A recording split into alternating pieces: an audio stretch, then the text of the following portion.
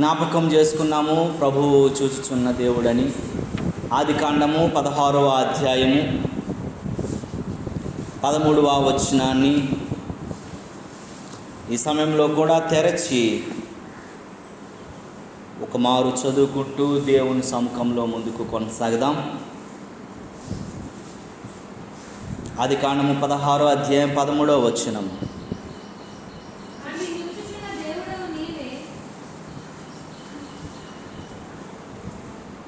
మరియు చూచుచున్న దేవుడవు నీవే,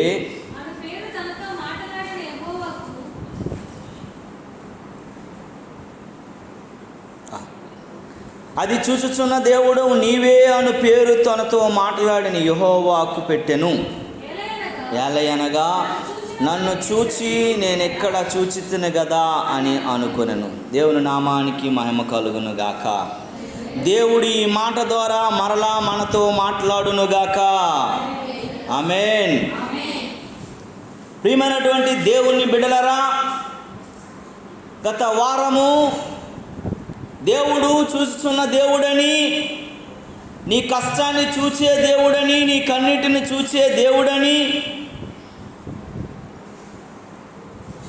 నీ నీ మొరను చూసే దేవుడని, నీ బాధను చూసే దేవుడని, నీ యొక్క ఇరుకును ఇబ్బందును చూసే దేవుడు, నీ ఒంటరితనాన్ని చూసే దేవుడని, నీ కష్టంలో నీ ఆపదలో నిన్ను ఆదుకొని నిన్ను చూచి నీ దగ్గరికి వచ్చే దేవుడని ఆయన సముఖంలో చాలా విషయాలు నేర్చుకున్నాం.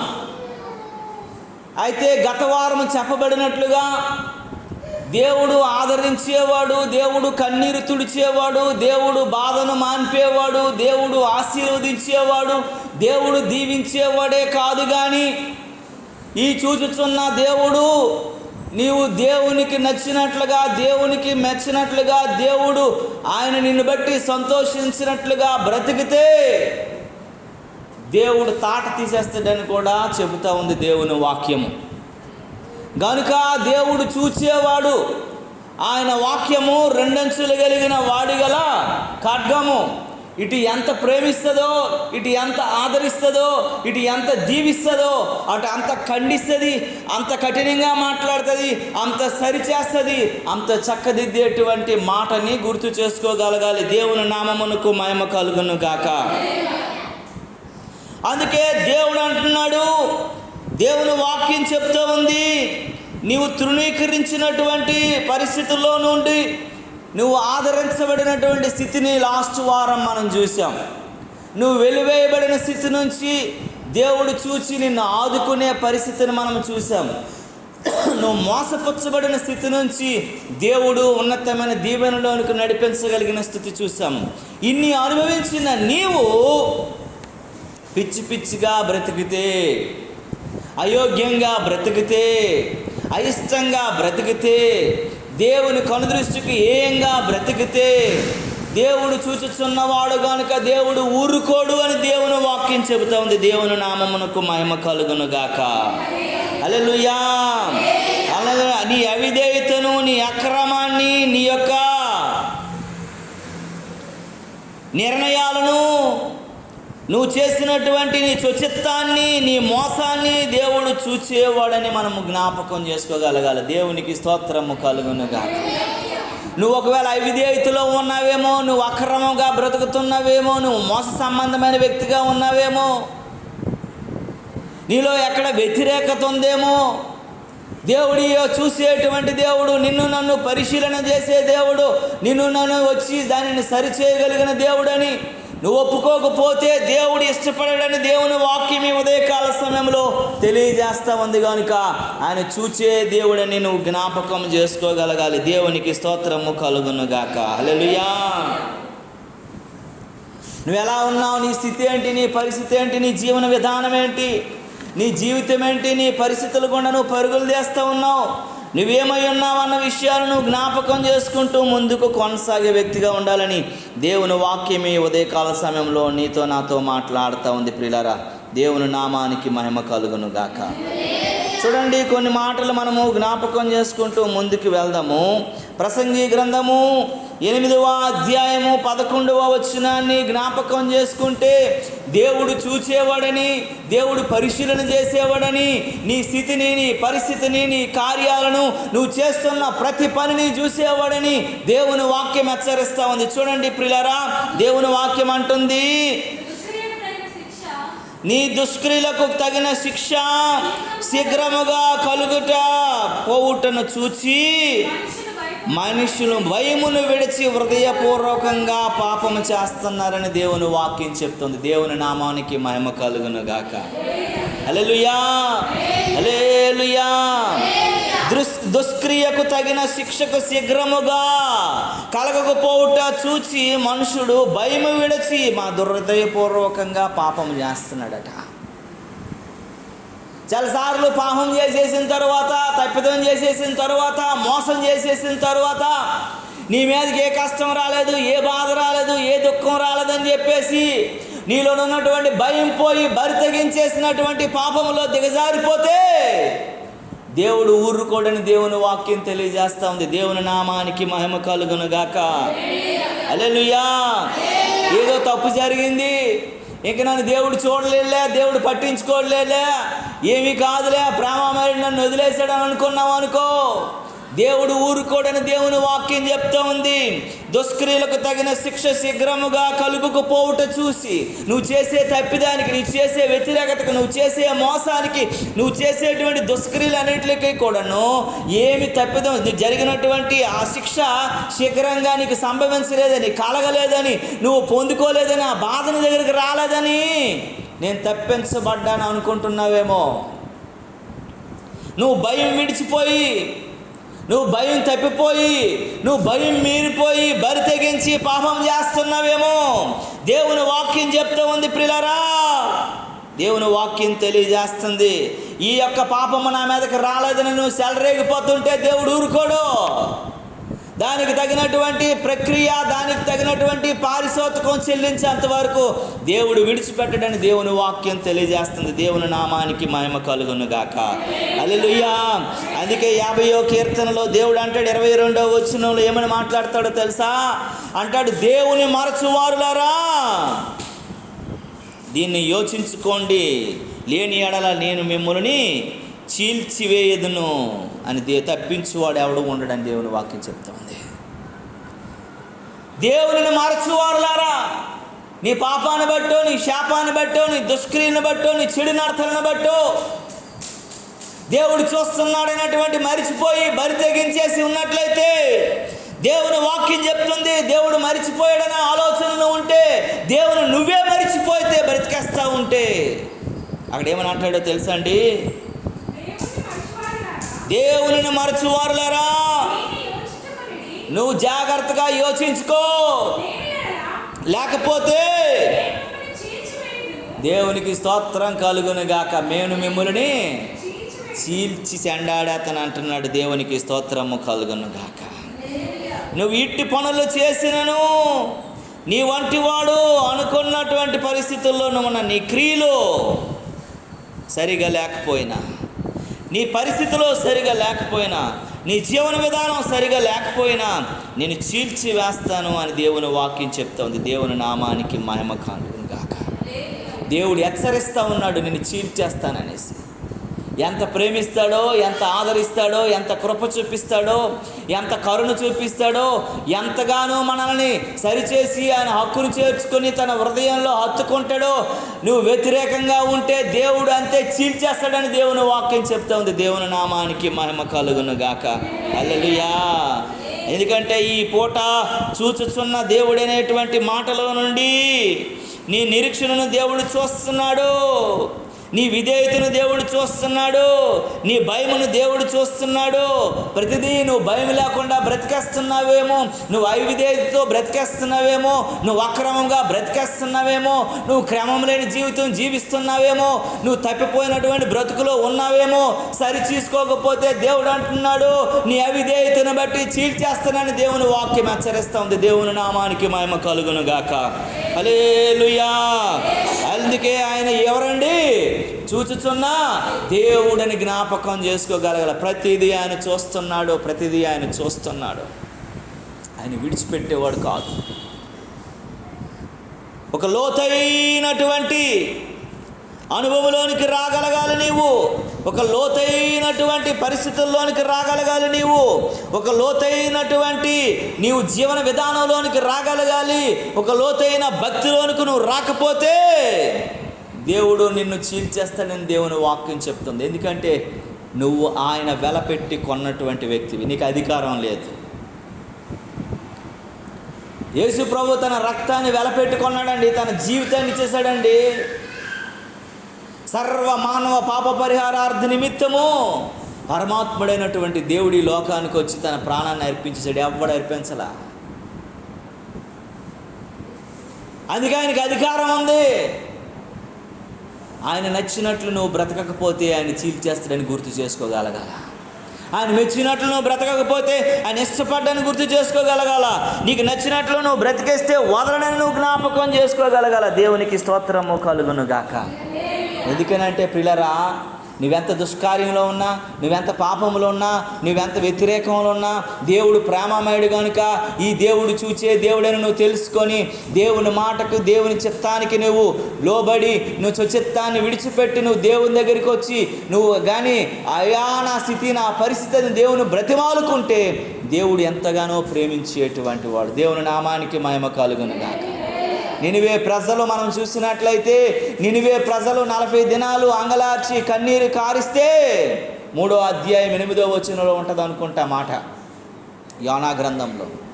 నినివే ప్రజలు కన్నీరు కాలిస్తే వారి కన్నిటిని దేవుడు చూశాడు, వారి బాధని, వారి దుఃఖాన్ని దేవుడు చూశాడు, వారి పాపాన్ని క్షమించాడు, వారి యొక్క ప్రళయం నుండి వారిని తప్పించాడు. దేవునికి స్తోత్రము కలుగునుగా.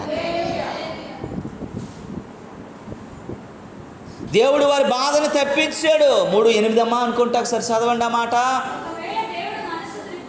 ఒకవేళ దేవుడు ఎంత కోపంతోనూ దుఃఖంతోనూ ఆయన ఖడ్గము చీల్చివేద్దని ఎదురు చూసి వస్తున్నప్పటికీ కూడా నీ కన్నీరు, నీ బాధ, నీ దుఃఖము, నీ అవిధేయత, నీ యొక్క విధేయత కలిగినటువంటి మనస్సును దేవుడు చూసి ఒకవేళ ఆయన మనస్సును తిప్పుకొని పశ్చాత్తాప్తుడై మనం చచ్చిపోకుండా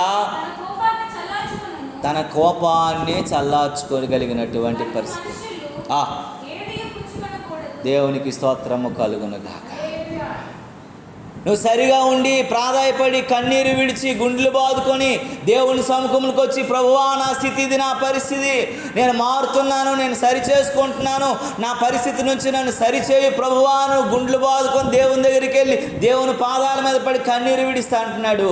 ఆయన మనస్సు తిప్పుకుంటాడట, ఆయన కనికర పడతాడంట.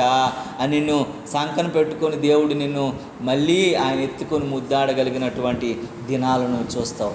లేని ఎడల నీవు చీల్చివేయబడ్డానికి సిద్ధమైపోతావని దేవుని వాక్యం హెచ్చరిస్తూ ఉంది. మనం జ్ఞాపకం చేసుకున్నాం, హిజ్కియాను గురించి జ్ఞాపకం చేసుకున్నాం కదా. నీ పని అయిపోయింది, నీ సమయం అయిపోయింది, నువ్వు సామాన్లు సర్దుకొని చెప్పాడు హిజ్కియాకి. అవునా? 2వ రాజుల గ్రంథంలో ఉంటాడు.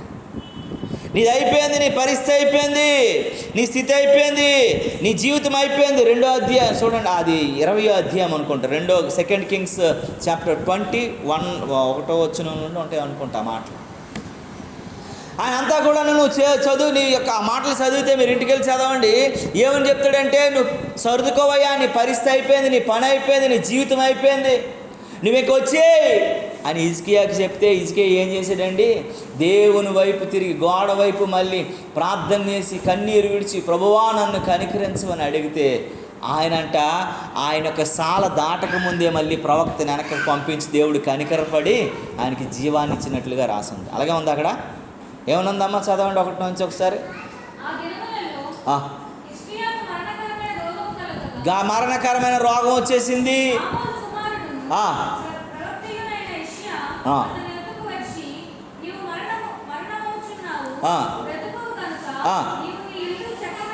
చూడండి, ఇల్లు చక్కబెట్టుక నువ్వు బ్రతకవయ్యా, నీ దినాలు అయిపోయి, నీ సమస్తం అయిపోయింది, నువ్వు పెట్టి సర్దుకొని వెళ్ళిపోరాలని నువ్వు ఇల్లు చక్కబెట్టుకొని వెళ్ళి యెషయా కుమారుడు అనేటువంటి ప్రవక్త వెళ్ళి చెప్పుకొచ్చాడు.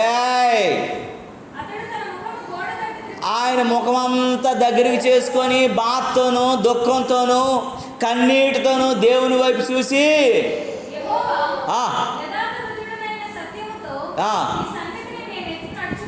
నేను ఎట్లు నడుచుకున్నానో, ఎట్లు జీవించానో, ఎట్లు బ్రతికానో నీకు అన్నీ తెలుసు కదా ప్రభువా అని మొర్ర పెట్టుకొని కన్నీళ్ళు పెట్టుకున్నాడు, బాధపడ్డాడు, గుండెలు బాదుకున్నాడు. నేను ఎలా చేశానని నీకు తెలుసు కదా ప్రభువా అని చెప్పగానే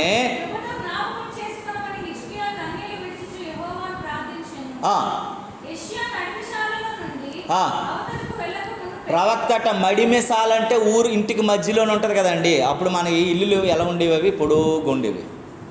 ఆ మధ్యలో ధాన్యము, బొడియాలు, అప్పడాలు ఆరబెట్టుకోవడానికి వేస్తామంటే అటు కిచెన్కి ఇటు ఇంటికి మధ్యలో కొంత వరండాలాగా ఉంచుకుండేవాళ్ళని. అప్పుడు ఇల్లులు లోడీలు అంటారు అట్లా. ఆ మధ్యలో పైన అనమాట ఐరన్ పై ఇవులేసి గజాల్లాగా వేసేవారు, కాకులు పిట్టలు అవేమీ రాకుండా. ఆ మధ్యలో ఎండ వచ్చేది. ఆ లోవుడి అంటే అటు నుండి ఇటు దాటక మునిపోయానంట యెషయాతో, ప్రవక్తతో దేవుడు మళ్ళీ మాట్లాడాడంట. యెహోవా వాక్కు ప్రవక్తకు ప్రత్యక్షమై ఇలా చెప్తా ఉందంట, నల్లి తిరిగి నువ్వు నా ప్రజలకు అధిపతి అయినటువంటి హిజ్కియా పోయి ఇట్లా చెప్పు, నువ్వు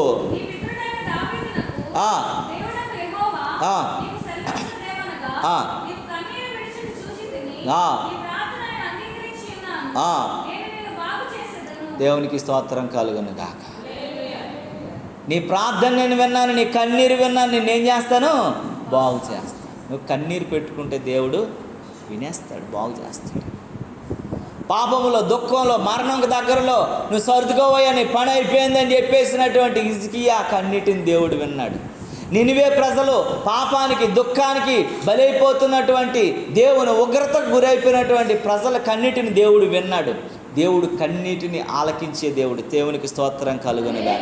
నువ్వింకా నీ స్వభావాన్ని మార్చుకొని దేవుని పాదాల దగ్గరికి వచ్చి, నీ స్థితిని మార్చుకొని దేవుని సముఖం దగ్గరికి వచ్చి, నీ పరిస్థితిని మార్చుకొని దేవుని వైపు మళ్ళినట్లయితే నీ కన్నీటిని ఒకవేళ వారిని కనికరించినట్లుగా నిన్ను కనికరించచ్చేమో. దేవుని నామానికి మహిమ కలుగునుగా.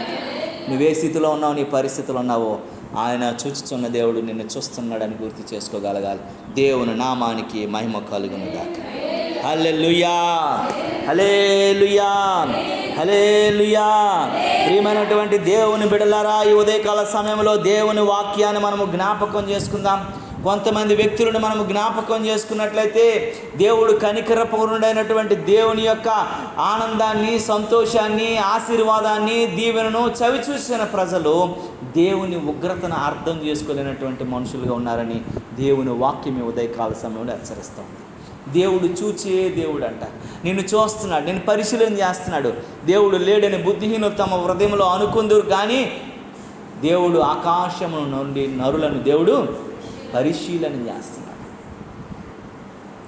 నువ్వేంటో, నీ స్థితి ఏంటో, నీ ఆత్మీయ స్థితి ఏంటో, నీ బ్రతుకేంటో, నీ జీవన విధానం ఏంటో దేవుడు పరిశీలనలో దేవుడు చూస్తున్నప్పుడు దేవునికి వ్యతిరేకంగా కనబడుతుందేమో.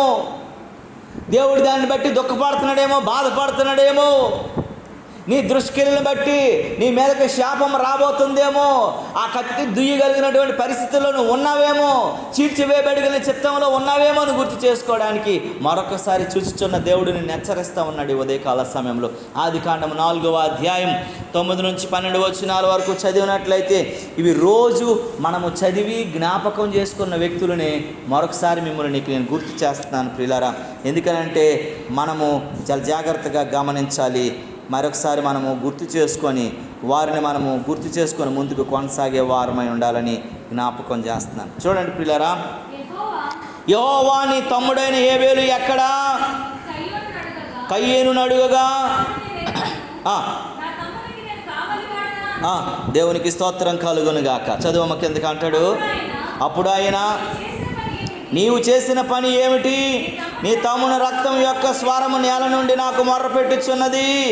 కావున నీ తమ్ముని రక్తము చేతి నుండి పుచ్చుకొని నోరు తెరచి నేల ఉండకుండా శపించబడిన వాడవు. దేవునికి స్తోత్రము కలుగునుగాక. హల్లెలూయా, హల్లెలూయా, హల్లెలూయా. దేవుని వాక్యం చెప్తా ఉంది ప్రియులారా, దేవుని వాక్యం మాట్లాడుతూ ఉంది. దేవుని బిడ్డలారా, చాలా జాగ్రత్తగా మనము జ్ఞాపకం చేసుకోగలగాలి. ఇదంతా మనకి తెలిసిన ఉదాంతమైనప్పటికీ దీనిలో నుంచి ఒక కొత్త కోణాన్ని ఉదయకాల సమయంలో మనము జ్ఞాపకం చేసుకోగలగాలి. ప్రతిరోజు బైబిల్లో ఏం మార్పు ఉండదు, చదివిన మాటలే. దేవుడు మనతో మాట్లాడుతున్నప్పుడు, మనలో పరిపక్వత జరుగుతున్నప్పుడు, మనము ఉన్నతమైనటువంటి ఉపదేశంలోకి వెళ్తున్నప్పుడు, ఆత్మ స్పందనలో ప్రతినిత్యము మనం పెరుగుతున్నప్పుడు, ఆత్మాభిషేకంలోనికి వస్తున్నప్పుడు అనేకమైనటువంటి అద్భుత కార్యాలు మనం చూడగలుగుతాం. దేవుని నామానికి మహిమ కలుగును గాక. ఇందులో కయ్యేనును మరి కోపపడ ఉద్దేశము ఉంది అని దేవుని వాక్యం జ్ఞాపకం చేసుకోవాలి. కయ్యేను ఎందుకు ఎంత కోపం వచ్చేసింది? కయ్యేనికి ఎందుకు ఎంత బాధ వచ్చేసింది? కయ్యేను హేబేలు ఇద్దరు అన్నదమ్ములు. ఆ ఇద్దరు అన్నదమ్ములు దేవుని దగ్గరికి వచ్చారు. వారికి కలిగిన దానిలో నుంచి 2 అర్పణలను తీసుకుని వచ్చారు. అర్పణలు తీసుకుని వచ్చినప్పుడు దేవుడు కయ్యేను హేబేలు అర్పణ దేవుడు ఏం చేశాడు? పరలోకపు అగ్ని ద్వారా దేవుడు దాన్ని స్వీకరించాడు. కయ్యేను అర్పణను దేవుడు ఏం చేయలేదండి? అంగీకరించలేదు, స్వీకరించలేదు, దానిని దహించలేదు. వెంటనే కయ్యేను పెద్ద కోపపడిపోవలసిన అవసరం ఏం లేదు. దేవుని దగ్గరికి వెళ్ళి మోకరించి, అయ్యా, ఇంత ఇద్దరము అర్పణ తీసుకొచ్చాం కదా, ఇద్దరము నీ సముఖంలో పెట్టాం కదా, మరి తమ్ముడైనటువంటి హేబేలు అర్పణను స్వీకరించావే, నా అర్పణని స్వీకరించలేదు ఎందుకయ్యా? నాలో ఏమి తప్పు ఉంది? నేను ఇచ్చిన అర్పణలో ఏమి పొరపాటు ఉంది? నా అర్పణని స్వీకరించిపోవడానికి కారణం ఏంటి? నేను సరి చేసుకుంటానయ్యా, నేను సరి చేసుకొని మళ్ళీ మీకు అర్పిస్తానని దేవుని దగ్గరికి వెళ్ళి ప్రాధాయపడగలిగినటువంటి ఆలోచన లేదు ఆయనకి. దేవుని వరకు ఎందుకు వెళ్ళాలి? కన్నటువంటి తండ్రి ఉన్నాడు కదా, అబ్రహాము దగ్గరికి వెళ్ళి, ఆదాము దగ్గరికి వెళ్ళి, అయ్యా నానా, తమ్ముడు నేను ఇద్దరం కలిపి 2 అర్పణలు తీసుకుని వెళ్ళాం. తమ్ముడు అర్పణ దేవుడు అంగీకరించాడు, నా అర్పణ అంగీకరించలేదు. తమ్ముడు ఏ విధంగా అర్పించాడు నాన్న? నువ్వు ఒకవేళ నేర్పించేవేమో నాకు చెప్పు కదా, నేను సరిగా అర్పిస్తాను. నా అర్పణ కూడా దేవుడు అంగీకరించాలని నాకు ఆశ ఉంది. నేను చాలా బాధపడ్డాను నాన్న, ఎలా అర్పించాలో చెప్పని నాన్న అడగవచ్చు. నాన్న వరకు ఎందుకులే, పక్కన ఉన్నటువంటి తమ్ముడిని అడగవచ్చు కదా. అరే తమ్ముడు, నువ్వు నేను ఒక కుటుంబం నుంచి వచ్చిన వాళ్ళమే కదా, ఒక తల్లి తండ్రి బిడ్డలమే కదా. నీ అర్పణ దేవుడు స్వీకరించడానికి, నా అర్పణ దేవుడు స్వీకరించకపోవడానికి గల కారణం నువ్వు ఎలా అర్పించావురా, ఎలాంటి పరిస్థితుల్లో అర్పించావురా, ఏ విధముగా అర్పించావురా? తమ్ముడు, నాకు అర్పిస్తే నేను నేర్చుకొని నేను దేవునికి అర్పిస్తానురా, ప్లీజ్ రా. నా అర్పణ దేవుడు అంగీకరించలేదురా, నీ అర్పణ దేవుడు అంగీకరించాడు, నేను అర్పించడానికి కావాల్సినటువంటి ఆ యొక్క ఇది నాకు చెప్పరా బాబు అని తమ్ముడిని అడగొచ్చు కదా. అడగడానికి ఇష్టపడలేదండి. తమ్ముడిని చాటుకు తీసుకెళ్ళిపోయి తమ్ముడిని చంపేశాడు, తమ్ముడిని హతమార్చేశాడు. అసూయ వచ్చేసింది ఎవరికి? కయ్యేనికి. అసూయ రాగానే తమ్ముడు అర్పణ దేవుడు స్వీకరించాడు, నా అర్పణ దేవుడు స్వీకరించలేదు అనేటువంటి అసూయతో తమ్ముడిని ఏం చేశాడండి? చంపేశాడు. దేవుని నామానికి మహిమ కలుగును గాక. ఆ పొలంలో గొయ్యి తీసి పాతి పెట్టేశాడు. ఏం చేయాలో అర్థం కాలనేటువంటి పరిస్థితి. దేవుడు వచ్చాడు. దేవుడు వచ్చిన తర్వాత భూమి మీద అంతమంది అప్పుడుకున్నారండి. భూమి మీద జనాలు ఎంతమంది ఉన్నారు? 4 ఉన్నారు. ఆదాము, అవ్వ, కయ్యేను, హేబేలు. కయ్యేను అనుకున్నాడు, ఆదాము అవ్వ ఇంటి దగ్గర ఉన్నారు, మా నాన్న అమ్మ ఇంటి దగ్గర ఉన్నారు, ఎవరు చూడరు. ఇంకా పట్టించుకున్నాడు, చూసేవాడు ఎవడు లేడు. ఇక్కడ నా తమ్ముడు ఒకడే ఉన్నాడు కాబట్టి, అమ్మాలకి ఈ విషయం తెలియదు కాబట్టి నా తమ్ముడిని చంపేస్తానని చంపేశాడు. కానీ చూచుచున్న దేవుడు ఒకడు ఉన్నాడని మాత్రము కయ్యేను ఆలోచించలా, గమనించలా, మనసుకు రాలా. చూస్తున్నాడు దేవుడు, ఆకాశం నుండి చూస్తున్నాడు. నువ్వు చేసే ప్రతి కార్యాన్ని, నువ్వు చేసే ప్రతి పనిని, నువ్వు చేసే ప్రతి దుర్మార్గతను దేవుడు చూస్తున్నాడని కయ్యేనికి ఆలోచన పట్టలేదండి.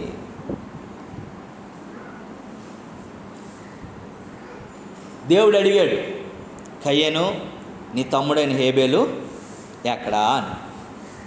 ఏం చెప్పాలా? ఏం చెప్పాలండి?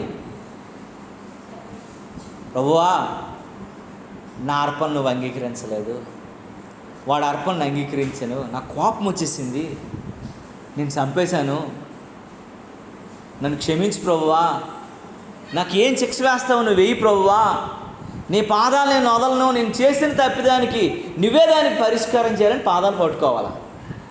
వీడు ఏం చెప్తున్నాడో తెలుసా అండి? నా తమ్ముడికి నేను కావలోడినా, వాచ్మెన్ ఏమైనా నన్ను పెట్టావా నువ్వు, ఏమనుకుంటున్నావు నువ్వు అని చెప్పేసి దేవుని మీదే తిరగబడ్డం మొదలెట్టాడు.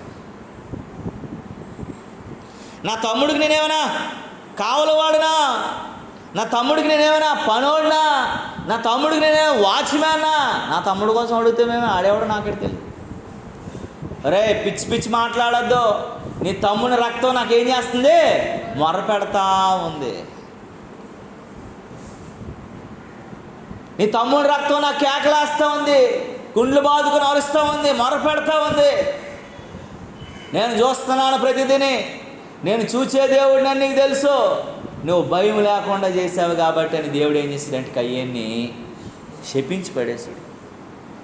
ఇక్కడ ఒక లాజిక్ మనం జ్ఞాపకం చేసుకోగలగాలి. ఆదాము అవ్వలు దేవుని ఆజ్ఞ అతిక్రమించడం వలన అప్పుడేం శపించబడింది? నేల శపించబడింది. కానీ నేరుగా ఇప్పుడు శాపం ఎక్కడికి వచ్చిందండి? మనుషుల మీదకి వచ్చేసింది.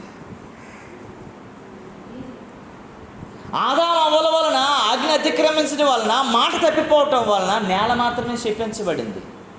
కానీ కయ్యేను చేసినటువంటి తప్పిదమును బట్టి, పాపమును బట్టి, ఆ యొక్క నరహత్యను బట్టి శాపం మనుషుల మీదకి వచ్చేసింది. నువ్వు దేశదిమ్మరవు అయిపోతావు, నువ్వు తిరుగుబోతోడు అయిపోతావు, నీ నేల అంతా పంటనివ్వకుండా పోతుంది, నువ్వు దేవుని సన్నిధిని కోల్పోతావని దేవుని వాక్యం చెప్తుంది. 14వ వచనం చదివితే అక్కడ ఆ మాట ఉంటుంది, చదవండి. 14వ వచనంలో రాసి ఉంటుంది,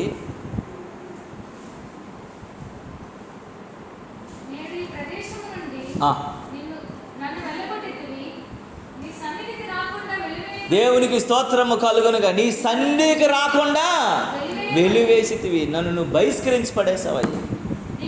చాలమ్మా, వెలివేసేసావు నీ సన్నిధికి రాకుండా.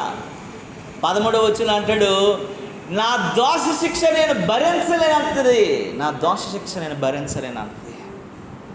ఏముంది 13వ వచనంలో? నా దోష శిక్ష గొప్పది, భరింపలేనంత గొప్పది. నా మీద పడిన శిక్ష ఎంత అంత కాదు. మా అమ్మ నాన్న ఆజ్ఞ అతిక్రమించడం వల్ల జరిగినటువంటిది, అది నేల మాత్రమే శపించబడింది, ఆ నేల మాత్రమే చెప్పింది. ఇప్పుడు నా దగ్గరికి పూర్తిగా వచ్చేసింది, నీ సన్నిధి నుండి నన్ను బహిష్కరించేసావు, తోసేసావు, వెలివేసేసావయ్యా. నా మీద పడినటువంటి దోష శిక్ష నేను భరించలేనటువంటిది. ప్రియ దేవుని బిడ్డ, నీ అసూయతో నువ్వు బాధపడుతున్నట్లయితే, నువ్వు అసూయపరుడిగా ఉన్నట్లయితే, ఒకరిని చూసి వారవలేని పరిస్థితిలో ఉన్నట్లయితే, నీ మనసులో ప్రేమ, ఆప్యాయత, అనురాగం లేని పరిస్థితిలో ఉన్నట్లయితే, నువ్వు క్షమించగలిగినటువంటి మనస్సు నీకు లేకపోయినట్లయితే, కయ్యేని కంటే నువ్వు గొప్ప వ్యక్తివి కాదని జ్ఞాపకం చేసుకోగలగాలి. దేవునికి స్తోత్రం కలుగును గాక. నిన్ను దేవుడు దాని సన్నిధి నుంచి వెలేసేస్తాడని దేవుని వాక్యం చెప్తోంది. నీకు భరించలేనటువంటి దోష శిక్ష నీ మీదకి వచ్చేస్తుంది.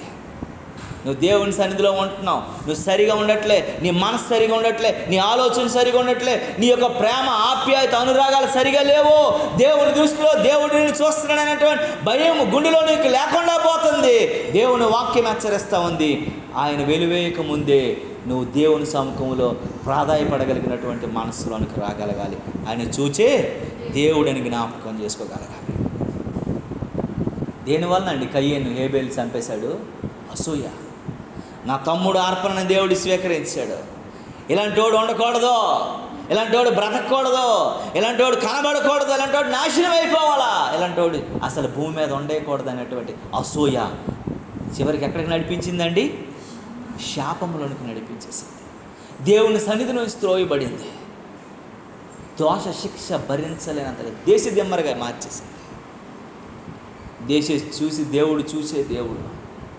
నువ్వెవరి మీదనే అసూయతో ఉన్నావు, ప్రేమ లేని, ఆప్యాయత లేని, అనురాగం లేనటువంటి దుష్టత్వపు ఆలోచనలను బ్రతుకుతున్నట్లయితే బ్రతికిన 4 రోజులకి ఎందుకండి కక్షలు, క్రోధాలు? ఈ 5 రోజులు రాత్రి కాన్ఫరెన్స్లో నేను వాక్యం దేవుడు మాట్లాడుతున్నప్పుడు ప్రతి విషయంలో నుంచి దేవుడు నన్ను పదే పదే పదే పదే హెచ్చరిస్తూ ఉన్నాడు.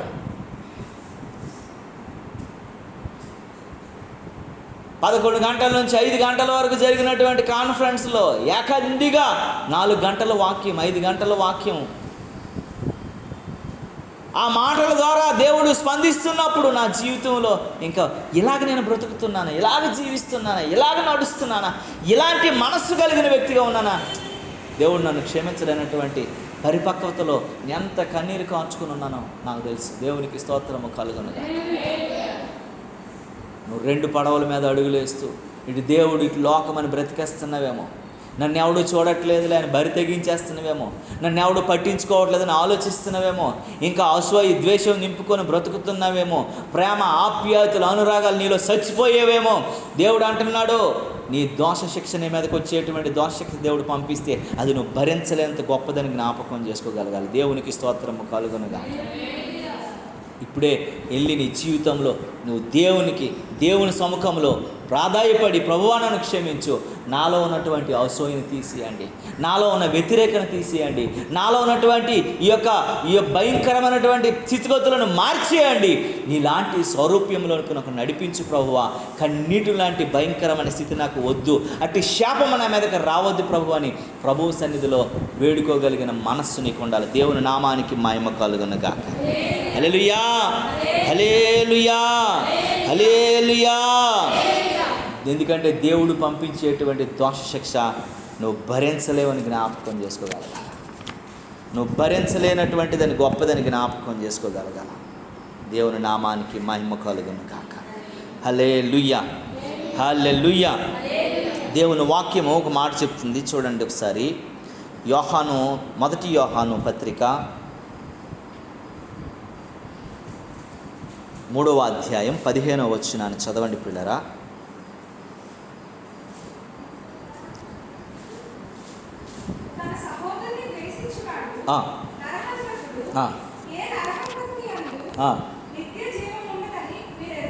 దేవునికి స్తోత్రము కలుగునుగా.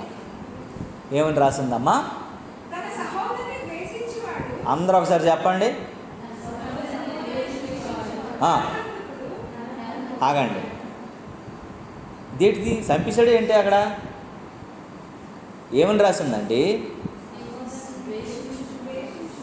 అక్కడ మరి వెనక మాట ఏముంది? నరహంతకుడు ఎలాగవుతాడండి?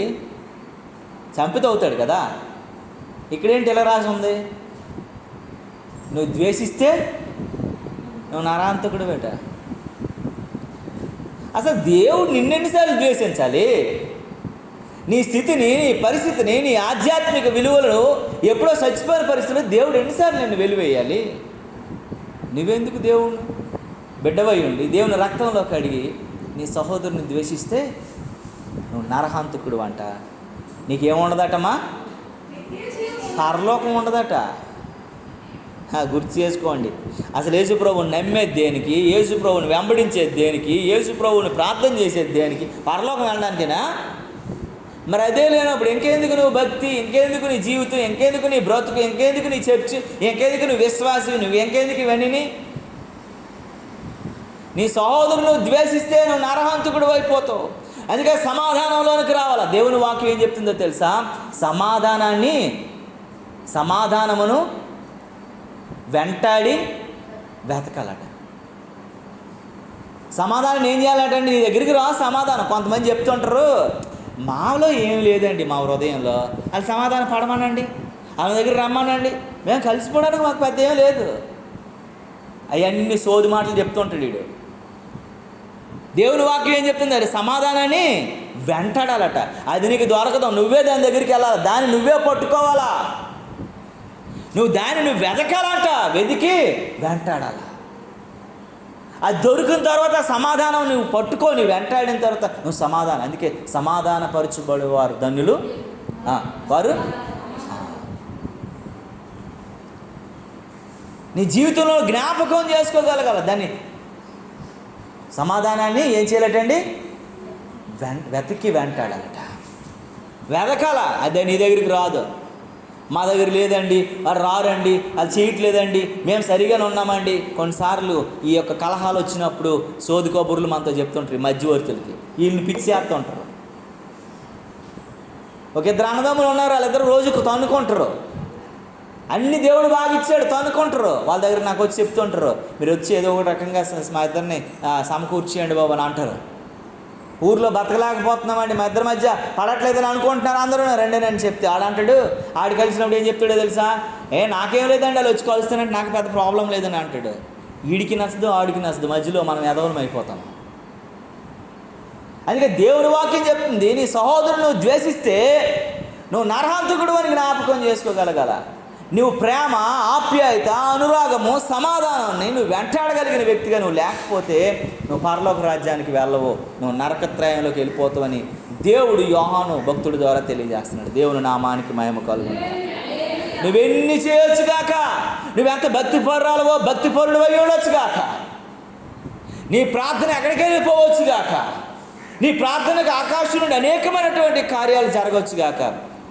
13వ కొరింథీయులకు రాసిన 13వ అధ్యాయంలో ఏముందో తెలుసా అండి? అంటే మళ్ళీ నేను ఎక్కువైపోద్ది ఎక్స్టెన్షన్ మనకు వాక్యంలోకి వెళ్తే, నువ్వు గణగణలాడించగలిగిన అన్ని భాషల్లో నువ్వు మాట్లాడినా, నువ్వు పరలోక రాజ్యాన్ని నువ్వు దించేసగలిగిన వాడుగా ఉన్నా, నువ్వు గొప్ప కార్యాలు చేయగలిగిన వాడు అయినా, నువ్వు ప్రేమ లేని వాడు అయితే వ్యర్థుడు అని అంటున్నాడు. నీకు ప్రేమ లేకపోతే వ్యర్థం. నువ్వు గణగణలాడించగలిగినటువంటి గొప్ప ప్రార్థనలు చేయగలిగిన వ్యక్తిగా ఉన్నా, పరలోకాన్నే కుదిపేయగలిగిన వ్యక్తిగా ఉన్నా, నువ్వు ప్రేమ లేని వాడు అయితే వ్యర్థుడు అని దేవుని వాక్యం చెప్తా ఉంది. ఇంటికి వెళ్ళి చదవండి దాన్ని. లాస్ట్కని అంటాడు, నిరీక్షణ, విశ్వాసము, నిరీక్షణ, ప్రేమ, ఈ మూడిట్లో శ్రేష్టమైనది ప్రేమయే అని రాశాం. అందుకే దేవుడు లోకమును ఎంతో ప్రేమించాడు. ఎవడు చేయలేదు. దుష్ట శిక్షణ, శిష్ట రక్షణ అంటే అన్నారు అందరూ. కానీ నశించిన దానిని వెదకి రక్షించుటకు క్రీస్తు లోకమునకు వచ్చాడు. పాడైపోయిన దాన్ని బాగు చేయటంలోనే గొప్పతనం ఉంటుంది. బాగున్న దాన్ని బాగు చేస్తామన్నట్టు ఎవడైనా చేస్తాడు. ఈ ఫ్యాన్ పని చేస్తుంది, నేను రిపేర్ చేస్తానంటే నన్ను పిచ్చి అంటారు ఎవడన్నా. అది బాగా పని చేస్తుంది, మెంటలో తిప్పేస్తున్నాడు అని అనుకోరా మీరు? అది బాగా పని చేస్తుంది, తిరిగిందాన్ని తిప్పేస్తున్నాడు ఏంటి పిచ్చోడు అని అనుకుంటారా లేదా? ఇది బుర్ర పని చేయకి ఇప్పేస్తున్నాను అనుకుంటారు, అవునా కాదా? అదే అది రిపేర్లో ఉందనుకో, దాన్ని బాగు చేస్తున్నా, అయ్యో పని చేయట్లేదు, అందుకే అది బాగోలేదు, పోయింది, దాన్ని బాగు చేసాము, బాగు చేశారు మంచిదని అంటారు. అరే బాగున్నదని ఇప్పేసి బాగు చేస్తున్నాడంటే అర్థం ఏంటి? ఆడికి పిచ్చి ఉందని అర్థం. మంచివాడు కొరకు కాదు. అందుకే దేవుడు అంటున్నాడు, ఆరోగ్యవంతుడికి వైద్యుడు అక్కర్లేదు, అనారోగ్యవంతుడికి కావాలి వైద్యుడు. దుష్ట శిక్షణ, సిస్టర్ దుష్టులట రక్షించేస్తారట, వీళ్ళు శిక్షించేస్తారట, మంచివాడిని మంచివాడిని ఎందుకు రక్షించాలండి? ఆరోగ్యవంతుడికి డాక్టర్ అవసరమా అండి? ఆడు బాగా ఉన్నాడు కదా, ఆడు మంచిగా ఉన్నాడు కదా, ఆడు ఆరోగ్యంగా ఉన్నాడు కదా, ఆడు బలంగానే ఉన్నాడు కదా, అడిగేది హాస్పిటల్కి తీసుకెళ్ళిపోతున్నారు మీరు మాట మాటకిని.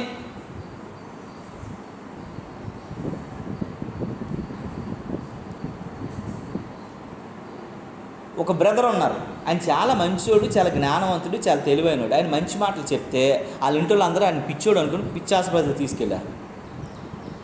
ఆ డాక్టర్ చాలా మంచిగా వాళ్ళతో మాట్లాడాడు. మీ అందరూ పిచ్చోళ్ళలాగా ఉన్నారు, వాడు మంచోడిని తీసుకొచ్చి పిచ్చోడని ముద్ర వేస్తున్నారు, మీరు ఫస్ట్ పిచ్చోడు అని చెప్పి గట్టిగా తిట్టాడట. అందరూ పారిపోయారట, గెట్ అవుట్ అని చెప్పేసాను. కానీ ఎందుకంటే అతను చాలా మంచోడు, భక్తి, రోజు ప్రార్థన చేస్తే ఆడికి నచ్చట్లేదట ఇంట్లోన. అది ఆడికి వచ్చిన బాధ. ఇది ప్రార్థన అనుకుని గంటలు గంటలు వెళ్ళిపోతున్నాడు రూమ్లోనికి, పనిపాటు మానేసిన అంటున్నాడు.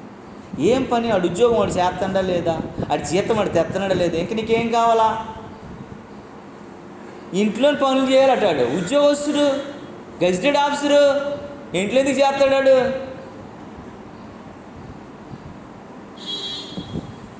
నాకు ఒక రోజు ఏడ్చి చెప్తున్నాడు, తమ్ముడు ఏం చెప్పాలి అర్థం కాదు, ఇంట్లో నన్ను పిచ్చోళ్ళ చూస్తున్నానా, మెంటల్ హాస్పిటల్కి తీసుకెళ్ళి డాక్టర్ తిట్లు పారిపోయారు మా వాళ్ళందరూ అన్న చెప్పారు.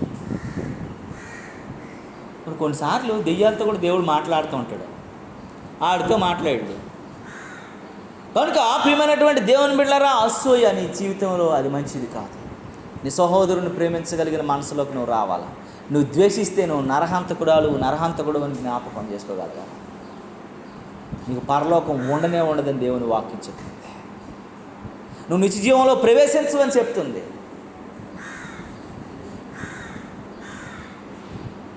నువ్వు నిత్య జీవంలో ప్రవేశించాలంటే నీ సహోదరుడు నువ్వేం చేయకూడదండి, ద్వేషించకూడదు, ప్రేమించాలి. అందుకే ఈ మాట ఆయన 10 ఆజ్ఞల్ని 2 ఆజ్ఞలుగా దేవుడు చేశాడు. ఏమని చేశాడు? నీ పూర్ణ ఆత్మతోనూ, నీ పూర్ణ మనసుతోనూ, నీ పూర్ణ వివేకంతోనూ నీ దేవుడైన యెహోవాను ప్రేమించు, నిన్ను వలె నీ పొరుగువాన్ని ప్రేమించు. 2 ఆజ్ఞ. నిన్ను నువ్వు ఎలా ప్రేమించుకుంటావో, నిన్ను నువ్వు ఎలా చూసుకుంటావో, నిన్ను నువ్వు ఎంత బాగా చూసుకుంటావో, నువ్వంటే నీకు ఎంత ఇష్టమో నీ పొరుగువాడిని కూడా అంతే బాగా చూడాలి. అందుకే నీ పొరుగువాడిని ఏది నువ్వు ఆశించకూడదు. ఏది అని రాసింది బైబిల్లో, ఏది ఆశించకూడదంట. నువ్వు ద్వేషించలేదు అని అంటే వాడిది ఏది ఆశించకూడదు, వాడికి ఏది హాని తలపెట్టకూడదు. ప్రేమనికి దేవుడు చూపించిన ప్రేమ నువ్వు వాడికి చూపించే వ్యక్తిగా. కయ్యేనికి అది లేదు కాబట్టి కయ్యేను ఏమైపోయాడండి? భరించలేనటువంటి దోష శిక్ష వాడి మీదకి వచ్చేసింది. శపించబడ్డాడు. సన్నిధి నుంచి ఏమయ్యాడండి? వెలివేయబడ్డాడు. తోసివేయడం మరొకసారి రావచ్చు, వెలివేయబడడానికి ఇంకోటి లేదు. వెలివేయబడడం అంటే ఏంటి? వెలివేయబడడం అంటే ఏంటి? బయటికి తోసేయడం కదా. వెలివేయబడడం అంటే బహిష్కరించడం. మళ్ళీ ఇంకడికి లేదు బహిష్కరించడం అంటే, అది రావడానికి లేదు. ఇన్నాళ్ళు పూర్వము నేను కొన్ని బుక్స్ చదువుతుంటే నాకు అనిపిస్తుంది, కొన్నిసార్లు వెలివేత అనేది అనేటువంటి పూర్వము ఉండేదంట. ఎవడైనా తప్పు చేస్తే ఆ ఊరికి కానీ ఆ ప్రజలకు కానీ వ్యతిరేకంగా పనిచేసిన వాళ్ళు ఏం చేసేవారు? ఊరికి వ్యతిరేకంగా వెలేసేసేవారు, వాడికి ఊరు అడ్డేసేవారంట. మొన్న కూడాను ఎవరది పిఠాపురంలో కూడా అలాగే ఊరిలో మీకు సామాన్లు ఇవ్వము, మీకు ఏమీ ఇవ్వమని చెప్పేసి ఊరు నుంచి వెలేసారు కొంతమందిని. అది దేవుని చిత్తం కాదు. అది మనుషులు వెలేసినా పర్లేదు, కానీ ఇక్కడ దేవుడే వెలేసిస్తే ఎంత భయంకరంగా ఉంటుందో ఇంకొకటితో చెప్పుకోవడానికి అవకాశం ఉండదు. దేవుని నామానికి మహిమ కలుగునుగాక. హల్లెలూయా, హల్లెలూయా. నీ సహోదరుడు నువ్వు ద్వేషించినట్లుంటే అది నీకు మంచిది కాదు. నువ్వు నరహంతకుడు అని జ్ఞాపకం చేసుకోగలగాలి. అందుకే సమాధానం నువ్వు వెంటాడగలగాలి. సమాధానం కలిగి నువ్వు ఉండేటువంటి వ్యక్తిగా ఉండకపోతే దేవుడు నిన్ను క్షమించడు. ఆయన చూచుచున్న దేవుడు అని గుర్తు చేసుకోగలగాలి. 2వ మాట దగ్గరికి వద్దాం. 6వ అధ్యాయం ఆదికాండం చూడండి ప్రియులారా. 12-13 వచనాలను జ్ఞాపకం చేసుకుందాం.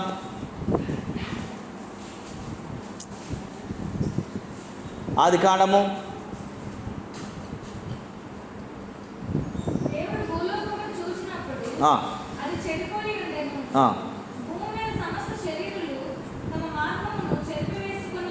దేవునికి స్తోత్రము కలుగునగా. హల్లెలూయా, హల్లెలూయా. ఇక్కడ దేవుని వాక్యం చెప్తుంది. ఈ మాట చాలా జాగ్రత్తగా నాకు ఏడ్చిన ఈ మాట నేను ధ్యానిస్తున్నప్పుడు నాకు ఏడుపు ఆగలేదు పిల్లరా, నాకు కన్నీరు ఆగలేదు ఈ మాటలు నేను ధ్యానిస్తున్నప్పుడు. ఎందుకనంటే దేవుడు భూలోకమును చూచినప్పుడు దేవుడు ఏం చేస్తున్నాడండి? భూలోకాన్ని చెప్పండి చూస్తున్నప్పుడు నిద్రపోతున్నారా? మరి సమాధానం చెప్పండి. దేవుడు భూలోకాన్ని ఏం చేస్తున్నాడు? చూస్తున్నప్పుడు అక్కడ ఏమని రాస్తుందండి? తమ మార్గములు వారు చెరిపేస్తూ ఉన్నారట. దేవుడు ఆకాశం నుండి నరులను చూస్తున్నప్పుడట వారు మంచిగా నడవాలని, మంచిగా జీవించాలని, మంచిగా బ్రతకాలని దేవుడు నేనే మార్గం అనబడినటువంటి ఒక మంచి మార్గాన్ని దేవుడు ఏరిస్తే ఆ మార్గాలను వాళ్ళు ఏం చేస్తున్నారటండి? చెరిపేసుకుంటున్నారట. చెడు మార్గాల్లోకి వెళ్ళిపోతున్నారట, పాడైన మార్గాల్లోకి వెళ్ళిపోతున్నారట, వంకర మార్గాల్లోకి వెళ్ళిపోతున్నారట, నాశనపు మార్గాల్లోకి వెళ్ళిపోతున్నారట, నరకపు మార్గాల్లోకి వెళ్ళిపోతున్నారట. వారు ముందు దేవుడు ఏర్పాటు చేసిన మార్గాలను వారు ఏం చేసుకుంటున్నారు? చెరిపేసుకుంటున్నారట. అయ్యో ఈ జనము, దేవుడు ఏమంటున్నాడంటే అయ్యో ఈ జనము ఈ జనులు తమ ఎదుట మార్గములను వారు ఏం చేసుకున్నారటండి, చెరిపి వేసుకుంటున్నారు. దేవుని కృప వారి మీదకి రావడానికి, దేవుని కనికరము వారి ముందుకు రావటానికి, దేవుని అనుగ్రహము వారి దగ్గరికి రావటానికి, దేవుని యొక్క కృప వారి మీద దగ్గరికి రావడానికి ఉన్నటువంటి మార్గాన్ని వారు ఏం చేసుకుంటున్నారటండి, చెరిపేసుకుంటున్నారట. దేవుని కృప, దేవుని కనికరం, దేవుని కాపుదల, దేవుని సన్నిధి, దేవుని ఔన్నత్యం రాకుండా అడ్డుగా వారి మార్గాన్ని ఏం చేసుకుంటున్నారటండి, చెరిపేసుకుంటున్నారట.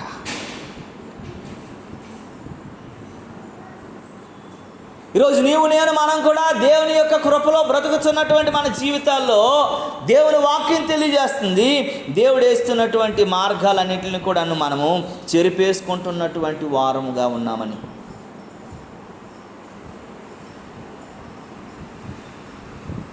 వీరు ఎవరికైనా కీడు చేశారా? వీరు ఎవరికైనా సరే ఇచ్చేశారా? దేవుడు వేసినటువంటి మార్గాలను వీరు ఏం చేసుకుంటున్నారటండి, చెరిపేసుకుంటున్నారట. ఒక మాట మనము ఈ జ్ఞాపకం చేసుకోవాలా. ఏంటంటే కీర్తనల గ్రంథంలో ఈ మాట ఉంటుంది, ఒకసారి చూడండి. 50వ కీర్తన 23వ వచనాన్ని చూడండి ఒకసారి.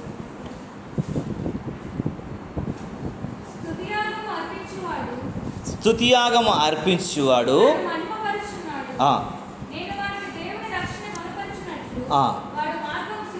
దేవునికి స్తోత్రము కలుగునుగాక.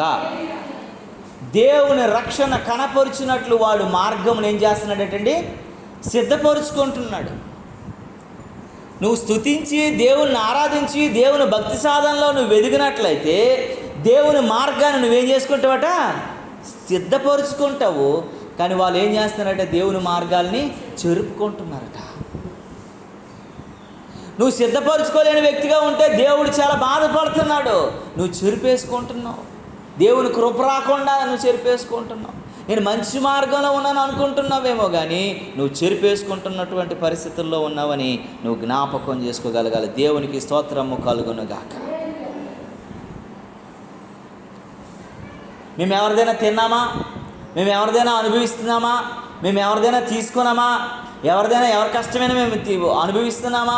మాది మేమే కదా తింటున్నాం, మాది మేమే కదా బ్రతుకుతున్నాం, మాది మేమే కదా ఖర్చు పెట్టుకుంటున్నాం, మాది మేమే కదా విచ్చలవిడిగా చేసుకుంటున్నాం అని నువ్వు చెప్పుకొని తిరుగుతున్నావేమో, ఎవరిది కాదు కదా అనుకుంటున్నావేమో. నీ మార్గాలను నువ్వు దేవుడు చెరిపేసుకుంటున్నావు. నీ ముందున్న మార్గాలను జ్ఞాపకం చేసుకో. అవి చెడులోకి నడిపిస్తున్నాయని జ్ఞాపకం చేసుకో. అది నిన్ను నాశనానికి నడిపిస్తాయని నువ్వు జ్ఞాపకం చేసుకో. అది నీకు మంచిది కాదని జ్ఞాపకం చేసుకొని దేవుని వాక్యాన్ని నువ్వు జ్ఞాపకం చేసుకోగలగాలి. దేవుని నామానికి మహిమ కలుగునుగాక. హల్లెలూయా, హల్లెలూయా, హల్లెలూయా. అందుకే దేవుడు అంటే వారి మార్గాలను వారు చెరిపేసుకుంటున్నారు, వారి మార్గాలను వారు పాడు చేసుకుంటున్నారు, వారి మార్గాలు వారికి మంచిగా దేవుని దగ్గరికి ప్రవేశించగలిగినటువంటి హక్కును కోల్పోతున్నారని దేవుని వాక్యం హెచ్చరిస్తూ ఉంది. సామెతల గ్రంథంలో ఒక మాట ఉంటుంది, తెరవని అవసరం లేదండి, మీరు ఇంటికి వెళ్ళి చదువుకోండి. 26:6 అంటాడు, వాడట విషము తాగి వాడు కాలును వాడు నరికేసుకుంటున్నాడట. ఎందుకనంటే వాడి బాధ, వాడి కష్టం, వాడి ఎటెలలో అర్థం కావట్లేదు. మార్గాన్ని ఏం చేసుకున్నాడు, చెరిపేసుకున్నాడు. దానికి రక్షించబడటానికి ఇంకో మార్గం లేకుండా పోయింది. దేవుని కృప లేదు, దేవుని కాపుదల లేదు, దేవుని సన్నిధి లేదు, దేవుని ఆదరణ లేదు, ఏమి లేకుండా పోయాడు. దుఃఖం ఒకటే మిగిలిపోయింది. ఆ బాధలో ఏం చేయాలో అర్థం కాక విషము తాగి వాడి కాళ్ళను వాడు ఏం చేసుకుంటున్నాడట, నరికేసుకుంటున్నాడట. అలాగే ఉంది కదా ఆ మాట, ఏమని రాసి ఉంది అక్కడ, విషము తాగి కాలు తెగొట్టుకొని దేవునికి స్తోత్రము కలుగునుగా. వాడు కాలు నరికేసుకున్నాడు విషయం తాగి. ఎటు ఎలా అర్థం కాలని పరిస్థితిలో చచ్చిపోవాలి, ఇంకా దిక్కు లేదు, దిమానం లేదు, ఏ పరిస్థితి లేదు. ఎందుకంటే ఎటు వెళ్ళడానికి మార్గం లేకుండా ఏం చేసుకున్నాడు, ముందే మార్గాల్ని చెరిపేసుకున్నాడు. ప్రియ దేవుని బిడ్డలారా, మనం చాలా జాగ్రత్తగా జ్ఞాపకం చేసుకోగలగాలి, జాగ్రత్తగా ఆలోచించగలగాలి, చాలా గమనించగలగాలి. దేవుని వాక్యం చెప్తోంది, దేవుడు మాట్లాడుతున్నాడు, నీవు నేను మనం ఏమై ఉన్నామనేది ఆలోచించాలి. ఇక్కడ రెండో మాట, ఒక మాట ఉంది, ఆ మాటకి జ్ఞాపకం చేసుకుంటే చాలా బాధ అనిపిస్తుంది. 13వ వచనం అంటాడు, నా సన్నిధి వారి అంతము వచ్చుచున్నది అంటాడు. దేవునికి స్తోత్రం కలుగును గాక. నా సన్నిధిలో అంతము వచ్చుచున్నది. ఆయన సన్నిధిలో రక్షణ ఉంది కదండి, ఆయన సన్నిధిలో సంతోషం ఉంది కదండి, ఆయన సన్నిధిలో కావలసినటువంటి ఆశీర్వాదాలు ఉన్నాయి కదండి. ఇక్కడ దేవుని వాక్యం ఏం చెప్తుందంటే నా సన్నిధిలో అంతం వచ్చుచున్నది. మార్గాలు చెరిపేసుకున్నారు, ఇంకా మిగిలేది ఏంటంటే నాశనమే, ఇంకొకటి లేకుండా పోయింది. వాళ్ళకి అంతం వచ్చేసింది దగ్గరికి. దాని నుండి ఎవడు తప్పించేవాడు లేడు, రక్షించేవాడు లేడు, ఎవరు వాటి నుంచి విడిపించేవాడు లేడని దేవుని వాక్యం చెప్తుంది. దేవుని నామానికి మహిమ కలుగునుగా. నోవాహు ఎంత ప్రకటించాడో, ఎంత ప్రాధాయపడ్డాడో, ఎంత చెప్పాడో, నోవాహు చెబుతున్నటువంటి మార్గాలను, దేవుడు ఏర్పాటు చేసిన మార్గాలను నన్ను ఏం చేసుకున్నారు, వాళ్ళు చెరిపేసుకున్నారు. ఒకరోజు అంతం వచ్చేసింది ఆ దేవుని ఆ సన్నిధిలోకి. జలప్రలయం, తూములు విప్పబడ్డాయి. అందరూ ప్రాణభయంతో గుంట్లు బాదుకుంటున్నారు. పడవ యొక్క తలుపులు మూయబడ్డాయి. అయిపోయింది. 120 సంవత్సరాలు దేవుడు మార్గాలను స్థిరపరిస్తే, 120 సంవత్సరాలు దేవుడు చూపిస్తుంటే ఆ మార్గాలను చెరిపేసి అంతము వాళ్ళ సన్నిధిలోనికి తెచ్చుకొని నాశనానికి వెళ్ళిపోయారండి. నువ్వు ఏ మార్గంలో ఉన్నావో జ్ఞాపకం చేసుకోగలగాలి. ఎలాంటి మార్గాలను అనుసరిస్తున్నావో జ్ఞాపకం చేసుకోగలగాలి. ఎలాంటి మార్గంలో నడవటానికి సిద్ధపడ్డావో జ్ఞాపకం చేసుకోగలగాలి. ఒకవేళ ఇప్పుడే చెరిపేసుకున్న పరిస్థితులు ఉంటే దాన్ని నిలవబెట్టుకోవడానికి నీ సన్నిధిలో అంతము రాకముందే నువ్వు కట్టుకోవడానికి సిద్ధపడే వ్యక్తిగా ఉండాలని, దేవుని సన్నిధిలో ప్రాధాయపడాలని చూచుచున్న దేవుడు ఈ ఉదయకాల సమయంలో ఆయన మాట ద్వారా నేను హెచ్చరిస్తూ ఉన్నాడు. దేవుని నామానికి మహిమ కలుగునుగాక. హల్లెలూయా, హల్లెలూయా. నా లైఫ్, నా జీవితం, నా బ్రతుకు, నా కుటుంబం నాకు నచ్చినట్లు నేను బ్రతుకుతానని చెరిపేసుకున్నారు. ఇప్పుడు ఏ దిక్కు లేకుండా పోయింది. నా లైఫ్ నా ఇష్టం అనుకున్న వాళ్ళందరి పరిస్థితి చాలా భయంకరమైన స్థితికి వెళ్ళిపోతాం. నాకు నచ్చినట్లు నేను జీవిస్తున్నానటువంటి పరిస్థితి చాలా భయంకరమైన స్థితికి వెళ్ళిపోతాం.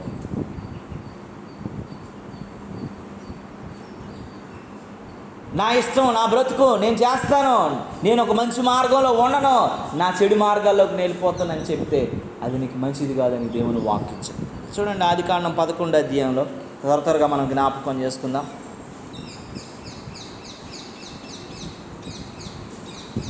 5వ వచనాన్ని చదవండి ప్రియులారా.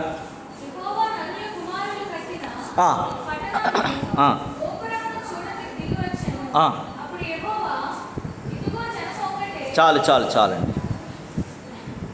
ఎందుకంటే త్రియేక దేవుడు భూమి మీదకు దిగి వచ్చాడంట వారి కట్టుకున్నటువంటి కట్టడాలను చూడడానికి. నీ జీవితము, నీ కుటుంబము ఎలా కట్టబడ్డదో అని దేవుడు చూసే దేవుడు అని జ్ఞాపకం చేసుకోగలగాల. నీ కుటుంబము దేవునికి అనుగుణంగా ఉందా? నీ జీవితము దేవునికి అనుగుణంగా ఉందా? నువ్వు అనుగుణంగా కట్టుకున్నావా? లేకపోతే నీకు నచ్చినట్లు నువ్వు బ్రతికేస్తున్నావా? నీ దృష్టికి నీ మార్గాలు బాగున్నాయని అనుకుంటున్నావేమో. దేవుడు చూచేవాడు జ్ఞాపకం చేసుకోగలగాలి. దేవునికి స్తోత్రము కలుగునుగాక. పెద్ద బాబేలు గోపురాన్ని కట్టేసి ఒకే దగ్గర మనందరం ఉందామని చెప్పి దేవుడు మీరు విస్తరించి ఫలించాడని దేవుడు చెబితే దేవునికి వ్యతిరేకంగా ఏం చేస్తున్నాడు? ఒక దగ్గర ఏం కడుతున్నాడండి? పెద్ద ఆకాశము, అపార్ట్మెంట్ కల్చర్. ఇప్పుడుది కాదండి, ఎప్పుడుదో కట్టేస్తూనే ఉన్నారు బాబేలు గోపురాన్ని. పెద్దది కట్టేస్తుంటే దేవుడు దిగొచ్చి చూసాడంట. ఏట్రా కట్టుకుంటున్నారు? ఎలా కట్టుకుంటున్నారా? ఏం కట్టుకుంటున్నారంటే మిమ్మల్ని విస్తరించమన్నాను, ఫలించమన్నాను, అభివృద్ధి చెందమని చెప్తే మీరు ఇక్కడే గుమ్ముకుడు ఉంటున్నారా అంటే దేవుని మాట ఎవడు లెక్క చేయలే, ఎవడు పట్టించుకోలా. కానీ దేవుడు చూస్తున్న దేవుడు చెబుతున్నటువంటి మాట జ్ఞాపకం చేసుకుందాం పిల్లరా. దేవుడు ఏం మాట్లాడుతున్నాడు, ఏమి తెలియజేస్తున్నాడు ఏంటనంటే చాలా జాగ్రత్తగా మనం గమనించాలి. నీవు అనుకోవచ్చు నేను కడుతున్నటువంటి కట్టడాన్ని దేవుడు చూస్తున్నాడు, నీకు ఎవడు చూడట్లేదులే, ఎవడు పట్టించుకోవట్లేదా, ఎవడు చేయట్లేదులే అనుకోవచ్చు. నువ్వు కడుతున్న నీ జీవితాన్ని ప్లానింగ్ ఆఫీసర్స్ చూడకపోవచ్చు, సైట్ ఇంజనీర్లు చూడకపోవచ్చు, లేకపోతే ఇన్కమ్ ట్యాక్స్ వాళ్ళు చూడకపోవచ్చు ఇంత డబ్బు వేయించేస్తున్నాడని. కానీ చూచుచున్న దేవుడు నిన్ను ఎలా కట్టుకుంటున్నావో చూస్తున్నాడు. దేవునికి స్తోత్రము కలుగును. నువ్వు దేవుని సంకల్పంలో కడుతున్నావా? దేవుని యొక్క అవిధేయతతో కడుతున్నావా? నీవు కట్టుకునేటువంటి కట్టడం ఎలాంటిది కట్టడము? అది ఉపయోగకరమైనదా, నాశనకరమైన దానికి జ్ఞాపకం చేసుకోగలగాల. టైటానిక్ అనేది ఎంతమందికి తెలుసా అండి? టైటానిక్ అందరికీ తెలుసు. టైటానిక్ అది ప్రపంచంలోనే అందరి జీవితాల్లో పెద్ద శోకంతో కూడినటువంటి విషాద గాథ. అది టైటానిక్ని 250 మంది ఇంజనీర్స్ నాకు తెలిసి కొన్ని సంవత్సరాల పాటు, వేల కోట్లో లక్షల కోట్లో తెలియదు కానీ చాలా డబ్బుని వేయించేసి టైటానిక్ షిప్ని ఏర్పాటు చేశారు. పెద్ద ఊరంత ఉంది అది. కొన్ని వేల మంది ఒకేసారి ప్రయాణం చేయగలిగినటువంటి ఒక క్రూ అది. ఆ టైటానిక్ షిప్ కోసము చాలా మ్యాగజైన్స్లో, చాలా న్యూస్ పేపర్స్లో ఎన్నో సంవత్సరాలుగా అనేకమైనటువంటి ఆర్టికల్స్ రాస్తూనే ఉన్నారు. టైటానిక్ ఒకటి తయారు చేస్తున్నాం, ఇంకా అది చాలా గ్రేట్ గ్రేట్ గ్రేట్ గ్రేట్ అని చెప్పేసి టైటానిక్ కోసం మాట్లాడుతూ వచ్చారు. ఈ 250 మంది ఇంజనీర్లు కొన్ని వేల లక్షల కోట్లు ఖర్చు పెట్టి కొన్ని సంవత్సరాలకి టైటానిక్ షిప్ తయారు చేశారంట. తయారు చేసిన తరువాత ఈరోజు ప్రారంభం. 250 మంది బటన్ నొక్కి భూమి మీద ఉన్నటువంటి టైటానిక్ షిప్ని సముద్రంలోకి పంపించడానికి అందరు రెడీ అయిపోయారు. అక్కడ అన్నాడంట, లెట్స్ ప్రే, అప్పుడు మనం దాన్ని ప్రారంభిద్దాం, ప్రార్థన చేసుకొని ప్రారంభిద్దామని అన్నాడట.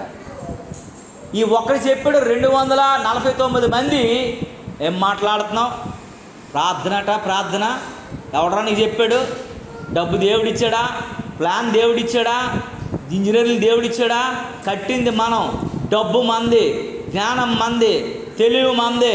దేవుడు లేదు, దెయ్యం లేదు. నోరు మూసుకొని భజంత్ర ఇది డ్రమ్ములు ఏంటి బ్యాండ్లు వాయించండి, తారాజేవలు ఎగరేయండి, బాంబులు పేల్చండి, మరి డీజేలు కొట్టండి అని సంబరములో పడిపోయి టైటానిక్ ఓపెనింగ్ చేయడానికి ఇష్టపడ్డారట. వీడు ఒక్కడు ఒకటే, 249 మంది ఒక పక్క. ఏం చేయాలో అర్థం కాదు.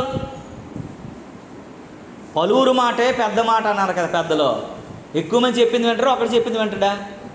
అరే అంతమంది చెప్తుంటే వినబెట్టరా నువ్వు అని అంటారు. వాళ్ళందరూ చెప్తున్నారంటే నిజమేనరు అని అంటారు కొంతమంది. చూసారా, ఎక్కువ మంది మాటకి అంత వాల్యూ ఉంటుంది. వీడు రైటే పాపం. అంతమంది చెప్తుంటే కాదంటే పెట్టరా, తప్పు అంటే పెట్టరా, వాళ్ళు చూశారు కదరా అందుకే చెప్తున్నారు అంటారు. ఇది నిజమే, కానీ అబద్ధానికి అంత ప్రాధాన్యత ఉంటుంది ఎక్కువ మంది కూడినప్పుడు.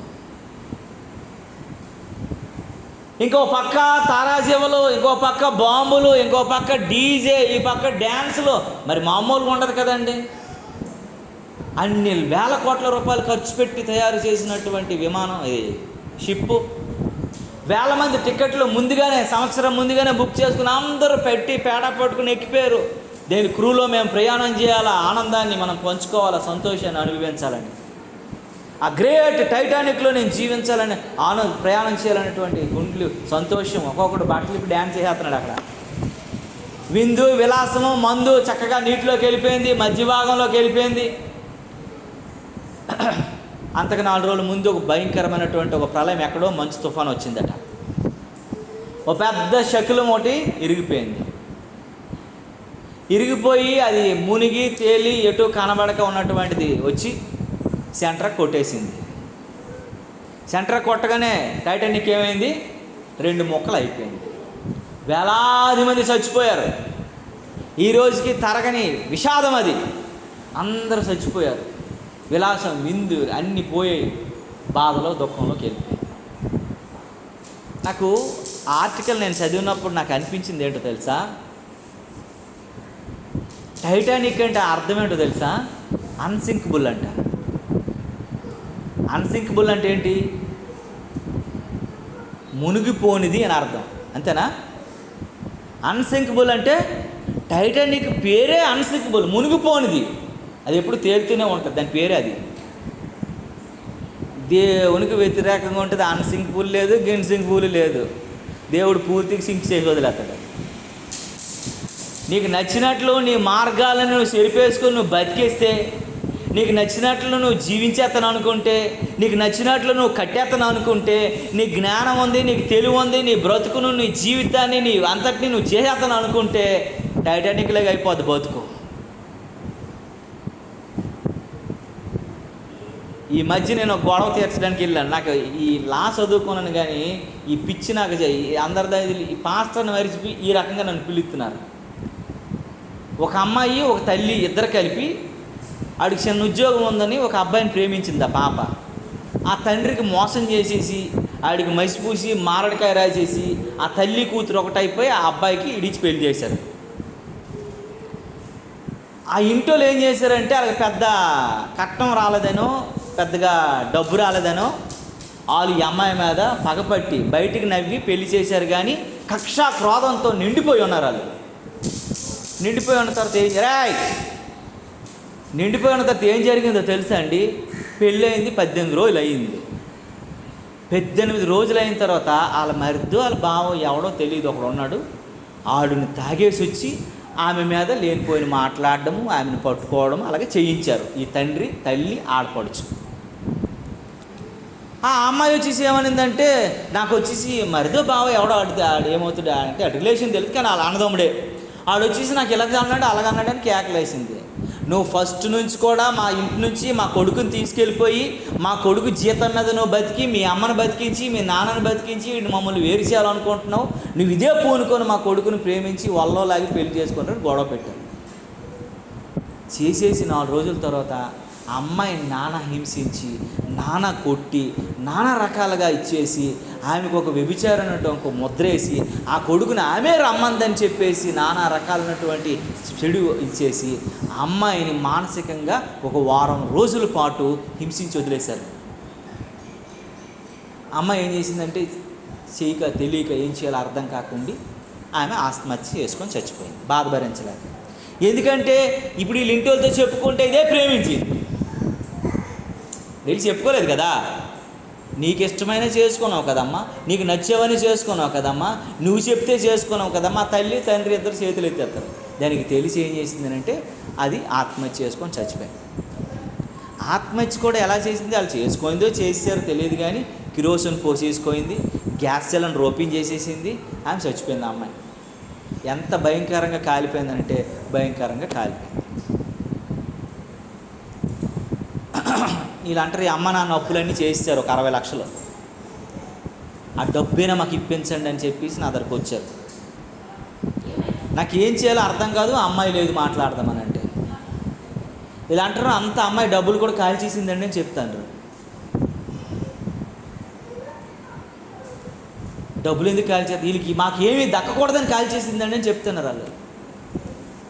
నాకైతే ఎంత బాధ అనిపించింది అంటే ఆ జీవితం ఆమె కట్టేసుకుందాం అనుకోయింది, బ్రతుకు కట్టేసుకుందాం అనుకోయింది. ఆ తండ్రి ఒక మాట అన్నాడు, నా భార్య నా కూతురు నన్ను మోసం చేయబట్టే ఈరోజు నా కూతురు నేను పోగొట్టుకున్నాను, నా డబ్బును పోగొట్టుకున్నాను, నా భార్య మీద ప్రేమ చచ్చిపోయిందండి అని చెప్పేసి అన్నాడు. 23 రోజులు బతికి చచ్చిపోయాడు. మనోవ్యాధంలోకి వెళ్ళిపోయాడు. కూతురుని చాలా ప్రేమించాడు. ఒకే కూతురు 4 కొడుకులు. ఆ కొడుకులు ఎవడ మనాలు అటు పోయాడు. ఈ కూతురే పాపం ఉండేది దగ్గర. కూతురు కూడా నువ్వు ఎంటెక్ చదువుకొని కొన్ని చదువులేనిది కూడా కాదు. ఎలాంటి పరిస్థితుల్లోకి వెళ్ళిపోయింది చూసారా. కుటుంబం విచ్ఛిన్న భిన్నం అయిపోయింది. నువ్వు కట్టుకున్నాను అనుకుంటున్నావు, నేను పైన కట్టేస్తానని అనుకుంటున్నావు. నీ జీవితాన్ని నువ్వు సరి కట్టుకోలేని పరిస్థితికి వెళ్ళిపోతే నువ్వు నరక యాతనలోకి వెళ్ళిపోతావు అని జ్ఞాపకం చేసుకోగలగా. నీ సంతోషం నీ ఆనందం సన్నగిలిపోతుంది. నీ వల్ల అనేక మంది దుఃఖంలోకి వెళ్ళిపోతారని జ్ఞాపకం చేసుకోగలగా. ఆయన చనిపోయిన తర్వాత ఆ తల్లిని వచ్చి నాకు చెప్పిన మాట ఏంటో తెలుసా, నా వల్లనే బాబు మా భర్త చచ్చిపోయాడు, మా భర్తకు అభం శుభం తెలియదండి, నా కూతురు ఆ ప్రేమ ఆప్యాయతలు నేను దాచేసి పెళ్లి చేశాను, ఇంత మోసం జరుగుతుందని అనుకోలేదు, ఎలాగ ముఖం పెట్టుకోవాలో అర్థం కావట్లేదు. నేను దేవుని సన్నిధికి వచ్చినప్పుడల్లా కూడా నా కూతురు నా వల్ల చచ్చిపోయింది, నా భర్త నా వల్లనే చచ్చిపోయాడు, ఎందుకంటే ఒక్క భయం చెప్పి ఇది కరెక్ట్ కాదు అని నేను చెప్పుంటే వాళ్ళిద్దరూ బతికుండేవాళ్ళు. మా ఆస్తిని మేము అందుకే కోల్పోయామని చెప్పిందాన్ని. దేవుని నామానికి మహిమ కలుగును కాక. నువ్వు కట్టుకోవడానికి నువ్వు ఇష్టం వచ్చినట్లు నువ్వు కట్టేస్తే అవదో. టైటానిక్ని దేవునికి ప్రార్థన లేదు, ఆరాధన లేదు, దేవునికి మహిమ లేకుండా కట్టారు. నడి సముద్రంలో 2 మొక్కలు అయిపోయింది. అనేక మంది ప్రాణాలని మనమైపోయారు, సముద్రం పాలైపోయింది. అన్సింకబుల్ అనేటువంటిది అసలు మునగదు అనుకునేది ఫస్ట్ రోజే మునిగిపోయింది. దేవునికి వ్యతిరేకంగా నువ్వు ఏది చేసేద్దాను అనుకున్నా అది నిలవదు. చాలా జాగ్రత్తగా జ్ఞాపకం చేసుకోగలగాల. దేవుని నామానికి మహిమ కలుగును గాక. హల్లెలూయా, హల్లెలూయా, హల్లెలూయా. చూడండి, ఇంకొక మాట చెప్పి నేను ముగిస్తాను. టైం అయిపోయింది పిల్లరా. ఒక మాట చెప్పి నేను ముగిస్తాను. ఆదికాండం 18 అధ్యాయం 21 వచ్చినాను, చదవండి త్వరగా. ఒకరు తీయండి. ఆదికాండం 19, 24, 25 ఒకరు తీయండి. 2 వాక్యాలని చెప్పి ఇద్దరు తీయండి. ఆదికాండం 18, 21 ఒకరు చదవండి. ఆదికాండం 19, 24, 25 ఒకరు చదవండి.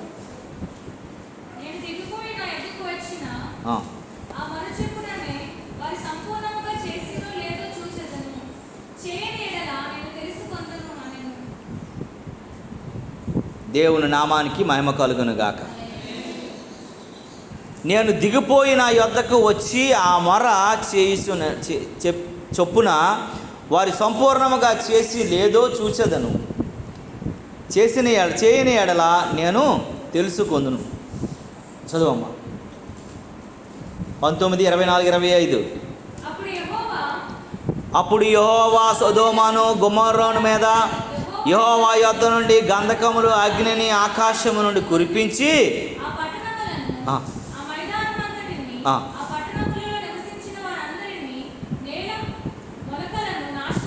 దేవునికి స్తోత్రము కలుగును గాక. సొదొమ గొమొర్రా ప్రజలు వారికి నచ్చినట్లు బ్రతికారు. వాళ్ళు ఎలాంటి పచ్చి వ్యభిచారులు, పరసంపర్కులుగా బ్రతికారు. ఏంటంటే ఇంకొకటి లేదు వాళ్ళకి. చిన్నపిల్లలు మొదలుకొని వృద్ధాప్యంలో రేపు చచ్చిపోతాడు అనుకునేవాడు కూడా వ్యభిచారం, వ్యభిచారం, వ్యభిచారం, వ్యభిచారం, వ్యభిచారం, ఇంకొకటి లేదు వాడికి. దేవుడు 18, 21 ఏం చదువుకున్నామండి? దేవుడు వారిని చూచాడట. వాడిని చూసినప్పుడు వాళ్ళు చాలా భయంకరంగా కనబడుతున్నారు. వారి బుద్ధులు సరిగా లేవు. దేవుడే వాళ్ళ ఊరు వచ్చేసాడు, సొదొమకి గొమొర్రాకి.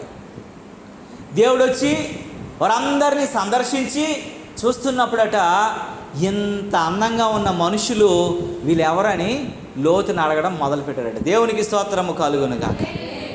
అడుగుతున్నప్పుడు లోతు ఏం చెప్పాలో అర్థం కాక, నా పిల్లలు ఉన్నారు వీళ్ళు కాదు అని చెప్పేసి ఉంటే లోతు చేయి పట్టుకొని లోపలికి లాగేశారట, తలుపులు వేసారట. ఎవరు? దేవుడు. వారి స్థితి, వారి పరిస్థితి, వారి భయంకరమైనటువంటి పరిస్థితిని చూసి దేవుడు ఎంత భయంకరంగా వారిని నాశనం చేశాడంటే, నేల గడ్డి కూడా తినడానికి లేకుండా చేశాడు. ఏమనుందండి? నేల మొలకలను లేకుండా నాశనం చేసేసాడు. నేల మొలకలను లేకుండా నాశనం చేసేసాడంట. మొత్తం సమూల నాశనం చేసి పడేశాడంట. మొత్తం అవగొట్టేశాడంట వారిని. దేవుడు చూస్తున్నప్పుడు దేవునికి వ్యతిరేకంగా ఎవరున్నా దేవుడు ఇష్టపడు. అమెరికా దేశంలో బిల్లీ గ్రామ్ అనేటువంటి ఒక దైవజనుడు ఉన్నాడు. సులింగ సంపర్కులు అంటే ఆడదానికే పెళ్లి చేసుకోవడం, మగోడినే పెళ్లి చేసుకోవచ్చు అనేటువంటి ఒక చట్టాన్ని తీసుకొచ్చారు. ఈయన ఒక దగ్గర ప్రసంగం చేస్తూ, అమెరికా ప్రజలారా, దేవుడు ఆడని మగని సృష్టించి ఏదైనా వనంలో భారీగాను భర్తగాను బంధాన్ని ఏర్పాటు చేస్తే మీరు దేవుని సృష్టికి వ్యతిరేకంగా మీరు జీవిస్తున్నారు, ప్రణాళికలు పన్నుతున్నారు, ఇది మీకు మంచిది కాదని హెచ్చరించి, ఒకవేళ అమెరికాని దేవుడు క్షమిస్తే, అమెరికాని దేవుడు శిక్షించకపోతే సొదొమ గొమొర్రాకి దేవుడు సారీ చెప్పే రోజు ఒకరోజు వస్తుందని చెప్పాడట, న్యాయ తీర్పు. అందరూ అన్నారట, ఈయన అర్జీమీతో బాధపడుతున్నాడు, పెద్ద మనిషి ఏం చేయాలో అర్థం కాక ఇలాంటి మాటలు చెప్తున్నాడు, లేకపోతే దేవుడు సారీ చెప్పడం ఏంటి సొదొమ గొమొర్రాకి, వాళ్ళు పాపం చేశారు చచ్చారు కాబట్టి అనేసి చాలామంది అనుకున్నారు. వితిన్ 3 months, ఎక్కువగా 3 monthsలోనే లాడిన్ గడిని సైతాన్ గడి ఏర్పాటు చేసుకున్నాడు. అమెరికాకి వరల్డ్ ట్రేడింగ్ సెంటర్ WTC అని ఒకటి ఉంది, ఫైనాన్షియల్ క్యాపిటల్. అది అమెరికాకి అన్నిటి రకాలుగా నడిపించగలిగినటువంటి ఫైనాన్షియల్ క్యాపిటల్ పెంటగాన్లో ఉంది. దాన్ని ఏం చేశాడు తెలుసా? 2 ఫ్లైట్లతోని దాన్ని ఢీకొట్టి సమూల నాశనం చేసిపోయాడు. మనందరికీ తెలిసిందే, న్యూస్లో వచ్చింది. మీరు కావాలంటే గూగుల్లో కూడా చూడండి, వరల్డ్ ట్రేడ్ సెంటర్ ఎలాగ నాశనం అయిపోయింది. అరే నువ్వు వెంటనే అమెరికా మీదకి దేవుని ఉగ్రత వచ్చేసింది. ఎప్పుడైతే అమెరికా మీదకి దేవుని ఉగ్రత వచ్చిందో అమెరికా రక్షణ శాఖ మంత్రి బిల్లీ గ్రామ్ దగ్గరికి వచ్చి, అయ్యా మీరు ఆడే మాటలకు నేను కౌంటర్ ఇచ్చాను, నన్ను క్షమించండి. అమెరికా మీదకి నాశనం వస్తుందంటే దైవజనుడు వీళ్ళకి అనొచ్చా, వీళ్ళకి అనకూడదు కదా అని అనుకున్నారు. మేము చేసిన తప్పిదానికి పరాభాగం జరగాలి కాబట్టి మమ్మల్ని క్షమించండి అయ్యా అని కాలు మీద పడ్డాడట. అమెరికన్ ఎక్స్ప్రెస్ అనేటువంటి ఒక న్యూస్ పేపర్లో పెద్ద ఆర్టికల్ రాశారు దానికోసం. ఏది? గవర్నమెంట్ అఫీషియల్ మీడియా ద్వారా. అందుకే దేవునికి వ్యతిరేకమైన పనులు చేయకూడదు. ఈ సొదొమ గొమొర్రా ప్రజలు పరసంపర్కులుగా చిన్నపిల్లలు మొదలుకొని పెద్దోళ్ళు అందరూ కూడాను వాయా వరస లేకుండా దేవునికి వ్యతిరేకమైనటువంటి పదాజ్ఞలో నువ్వు వ్యభిచరించకూడదని రాసున్న దాన్ని పదే పదే చేస్తున్నప్పుడు దేవుడు దిగి వచ్చేసాడు అక్కడికి. దేవుడు అంట నేల మొలకలు లేకుండా సమూల నాశనం చేసి పడేశాడు. లేకుండా మొత్తం అంతా కూడా సమూల నాశనం చేసి అంధకారమయం చేసాడు. నేను మనం జ్ఞాపకం చేసుకోగలగాల మన జీవితాల్లో నువ్వు దేవునికి వ్యతిరేకంగా ఉండి ఏదో సాధించేస్తాను, ఎవడు చూడట్లేదు కదా, అందరూ కన్ను మూసుకున్నారు కదా, ఎవడు లేడు కదా అని అనుకుంటే అయిపోదు. చూచే దేవుడు ఒకడు ఉన్నాడు, ఆయన చూస్తూనే ఉన్నాడు. దేవునికి స్తోత్రము కలుగును గాక. సొదొమ గొమొర్రాను చూశాడు, దేవుడు సమూల నాశనం చేసి పడేశాడు. దేవుడు వదలడండి, ఆయన చూచే దేవుడు. నీకు నచ్చినట్లు నువ్వు బ్రతికే అవ్వదు, నువ్వు నచ్చినట్లు నువ్వు జీవిస్తే అవ్వదు. యవనస్తులైనటువంటి మీరు చాలా జాగ్రత్తగా జ్ఞాపకం, మీ చాటింగ్లు, మీ ఫోన్లో మీరు చూస్తున్నటువంటి వీడియోసు, మీ ఫాలోయింగ్స్, మీ మాటలు, మీ సంభాషణలు, మీ ఫ్రెండ్ సర్కిల్స్ ఎలా ఉన్నాయో గుర్తు చేసుకోండి. ఎవరు మా అమ్మ నాన్న చూడట్లేదులే, మమ్మల్ని పంపించేస్తున్నారో అనుకోవడానికి లేదు. చూచుచున్న దేవుడు ఉన్నాడు. సొదొమను వదలలేదు, మిమ్మల్ని కూడా వదలడు దేవుడు. నీకు నచ్చినట్లు నువ్వు జీవించడానికి లేదు, నువ్వు నచ్చినట్లు నువ్వు బ్రతకడానికి లేదు. నీ తల్లిదండ్రులకు దేవుడు నీకు ఇచ్చినటువంటి బహుమానం అది. నువ్వు ఆ బహుమానాలుగానే బ్రతికితే అది నీకు ఆశీర్వాదము, లేకపోతే అది నీకు శాపమని జ్ఞాపకం చేసుకోగలగాల. దేవుని చిత్తంలోకి వ్యతిరేకంగా నువ్వు ఉంటే, దేవుని చిత్తానికి వ్యతిరేకంగా నువ్వు బ్రతికితే, నీ తల్లిదండ్రులు నువ్వు మోసం చేస్తే ఎవడు చూడట్లేదు అని అనుకోవచ్చు. దేవుడు నువ్వు మోసం చేయలేడు, ఆయన చూచే దేవుడు అని జ్ఞాపకం చేసుకోగలరు. ప్రతిదీ చూస్తున్నాడు ఆయన, ఒక కంటి కనిపెడుతున్నాడు. సమయం వచ్చినప్పుడు దేవుడు దానికి పర్యాసానం నువ్వు అనుభవించవలసి వస్తే అది అప్పుడైనా కావచ్చు కాక. ఒక మాట చెప్పి నేను ముగిస్తున్నాను. ఆదికాండం 27వ అధ్యాయం 17 నుంచి 22 వచనాలను చూసినట్లయితే ఇక్కడ యాకోబు మనకు కనబడతాడు. ఈరోజు మనకు తెలిసింది, ఇది మీకు చెప్పనవసరం లేదు, కానీ కొన్ని మాటలు పదే పదే మనం జ్ఞాపకం చేసుకుంటే మనకు మంచిది. యాకోబు నాన్నగారి దగ్గరికి వెళ్ళాడు. నాన్న మంచి వేట దొరికింది, మంచి మాంసం దొరికింది. తల్లి బోధ, తల్లి ఉపదేశాన్ని విన్నాడు, తల్లి చెప్పిన మాటలన్నీ విన్నాడు. అప్పుడు పాపం తండ్రి అయిన ఇస్సాకు ఏం పోయాయి, కళ్ళు కనబడవు. గుడితనంలో ఉన్నప్పుడు ఏం చేశాడంటే వెళ్ళిపోయి ఈ మాంసం పట్టుకొని, మా వయసు అయితే అదే బాగుంది కానీ వీడి వేషం మార్చుకొని ఈ మాంసం పట్టుకొని వెళ్ళాడు. వెళ్ళినప్పుడు చూడండి, ఆ మాటలు ఒకసారి చదవగలరు ఎవరైనా సరే. చూడండి ప్రియులారా, 27వ అధ్యాయం 17 నుండి చివరికి ఈ మాటలు మనం జ్ఞాపకం చేసుకొని ముగించుకుందాం. 27:17 నుండి చూడండి.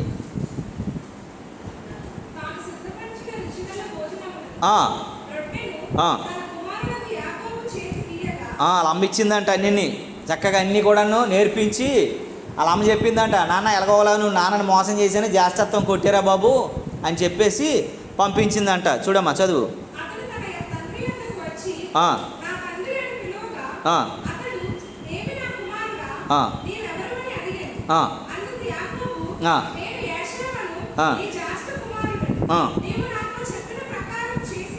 చాలండి, ఒక్కొక్కసారి మా లైన్లో అలా ఉండు. ఏంటంట, ఈడు యాకోబు, ఈడేం చెప్తున్నాడు, నేను నీ జ్యేష్ఠ కుమారుని యాసోను అన్నాడు. కిందకు చదువు తల్లి.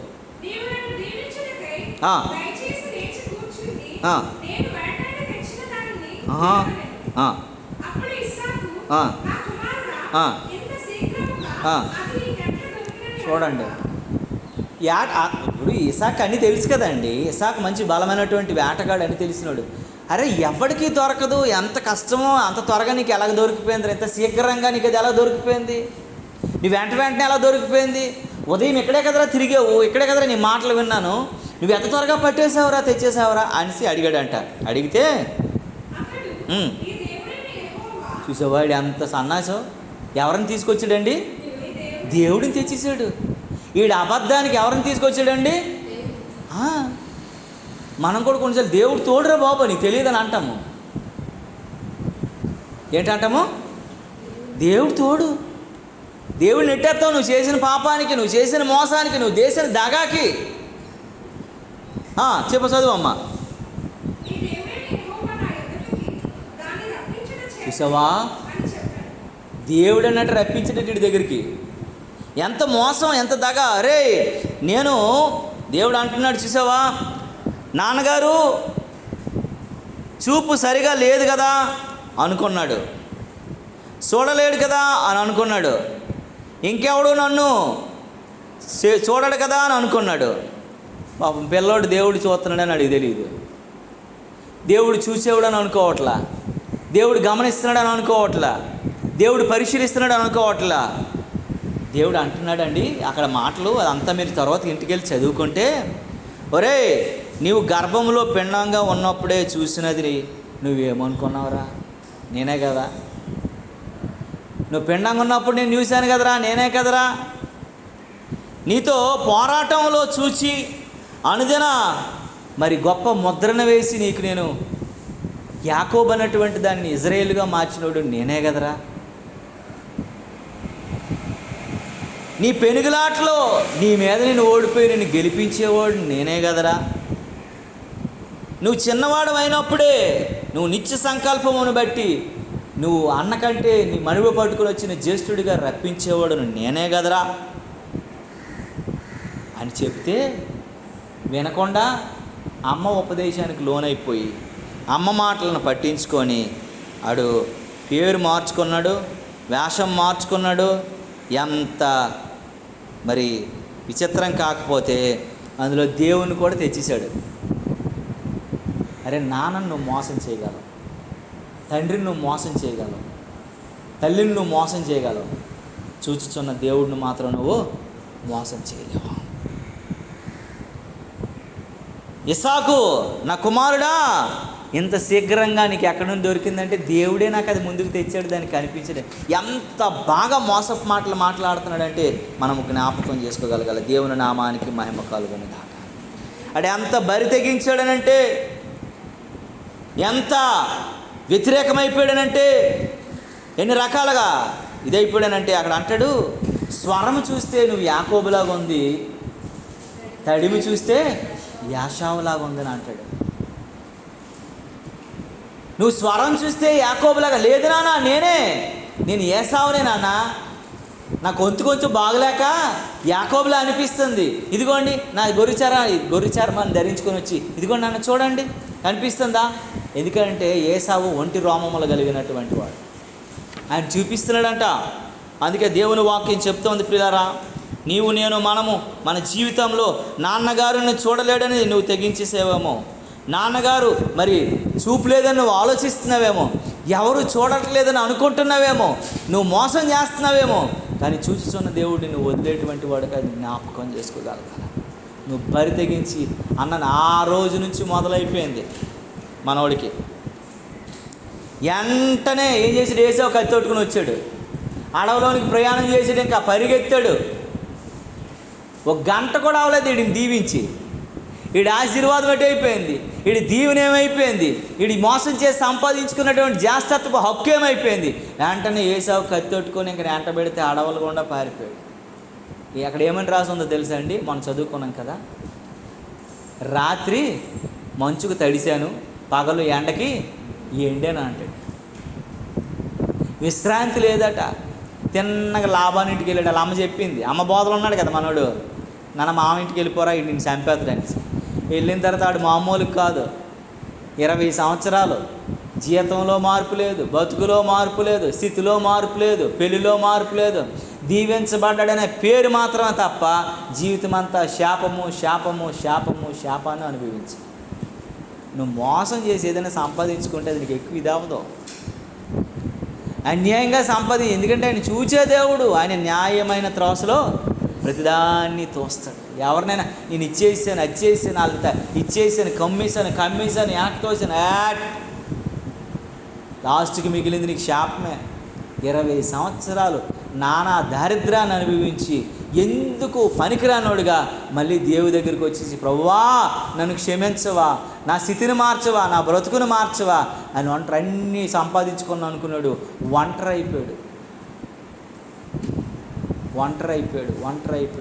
అయిపోయి చివరికి భార్య పోయింది, చివరికి అందరూ పోయారు, చివరికి ఉండడానికి ఇల్లు లేదు, తినడానికి తిండి లేక రాయిని తలగడి చేసుకొని ఒంటరిగా అలిసిపోయి పడుకోగలిగిన స్థితికి దిగజారిపోయాడు. నువ్వు అప్పనంగా ఏదైనా సంపాదించుకొని పొందుకోవాలనుకుంటే చూచే దేవుడు నీకు ఇచ్చాడండి, జ్ఞాపకం చేసుకోగలగల. ఆయన నీతి న్యాయములు ఎరుగు యెహోవా. అయితే దేవుని వాక్యం చెప్తుంది, నువ్వెంత స్థితిలో, సొదొమ విషయంలో కావచ్చు, నోవాహు విషయంలో కావచ్చు, కయ్యేను విషయంలో కావచ్చు, బాబేలు విషయంలో కావచ్చు, చివరికి యాకోబు విషయంలో కావచ్చు, ఎవరి విషయంలోనైనా సరే దేవుడు చూచేవాడు. వారి తప్పిదాలకు అన్నింటికి కూడాను పరిష్కారం లేకుండా వారు నాశనం అయిపోయాడు. కానీ నిన్ను నన్ను కూడా నువ్వు చేసిన తప్పిదాలకి దేవుడు పరిష్కారం ఒకటి ఇచ్చాడు. ఇప్పుడే నువ్వు అంగలార్చి, ఇప్పుడే నువ్వు రోధించి, ఇప్పుడే నువ్వు గుండ్లు బాదుకొని, ప్రభువా నువ్వు చూస్తున్నావు, నీ చూపుకు నేను వ్యతిరేకంగా లేను ప్రభువా, నేను సరిచేసుకుంటా నేను వస్తే, దేవుని వాక్యం చెప్తుంది 1 యోహాను పత్రిక చూడండి 1వ అధ్యాయం 9వ వచనంలో అంటున్నాడు. ఇక్కడ దేవుడు చెప్తున్న మాట జ్ఞాపకం చేసుకుందాము. ఇక్కడ అంటున్నాడు, ఏమని అంటున్నాడో తెలుసా అండి? మన పాపములను ఒప్పుకొని నీ ఎడల ఆయన నమ్మదగిన వాడు కనుక, నీతిమంతుడు కనుక క్షమించి దేవునికి స్తోత్రము కలుగునుగాక. అయితే నువ్వు పాపములో, శాపములో, అపరాధంలో, వ్యతిరేకతలో ఒకవేళ ఉన్నట్లయితే ఇంకన్నా వాళ్ళందరూ నాశనానికి వెళ్ళిపోయారు, వారందరూ నాశనం అయిపోయారు, పాడైపోయారు, చెడిపోయారు. కానీ దేవుడు నీకు ఇంకా అవకాశం ఇచ్చాడు. ఇంకా ఆయన కృప చూపించడానికి ఆయన సిద్ధంగా ఉన్న దేవుడు అంటున్నాడు, మనము పాపములను మనము ఒప్పుకొనని ఎడల ఆయన నమ్మదగిన వాడు, నీతిమంతుడు కనుక మన పాపములను క్షమించి సమస్త దుర్నీతి నుండి మనల్ని విడిపించి మనల్ని ఏం చేస్తాడండి? పవిత్రులుగా మారుస్తాడంటే. దేవునికి స్తోత్రము కలుగునుగాక. ఆయన న్యాయపీఠం ఎదుటను ముందుకు నువ్వు వెళ్ళి, ముందే కృపాసనం దగ్గరకు నువ్వు వచ్చి, నువ్వు మోకాలుండి, ప్రభువా పశ్చాత్తాప హృదయంతో, ప్రభువా నన్ను కాపాడు, నన్ను క్షమించు అని నువ్వు ఒప్పుకుంటే, నీ రహస్య పాపాన్ని దేవుడు చూస్తున్నవాడు కనుక దాన్ని నువ్వు విడిపించి నిన్ను సంతోషంగా, ఆనందంగా దేవునిలో ముందుకు నడిపించగలిగిన సమర్థుడు.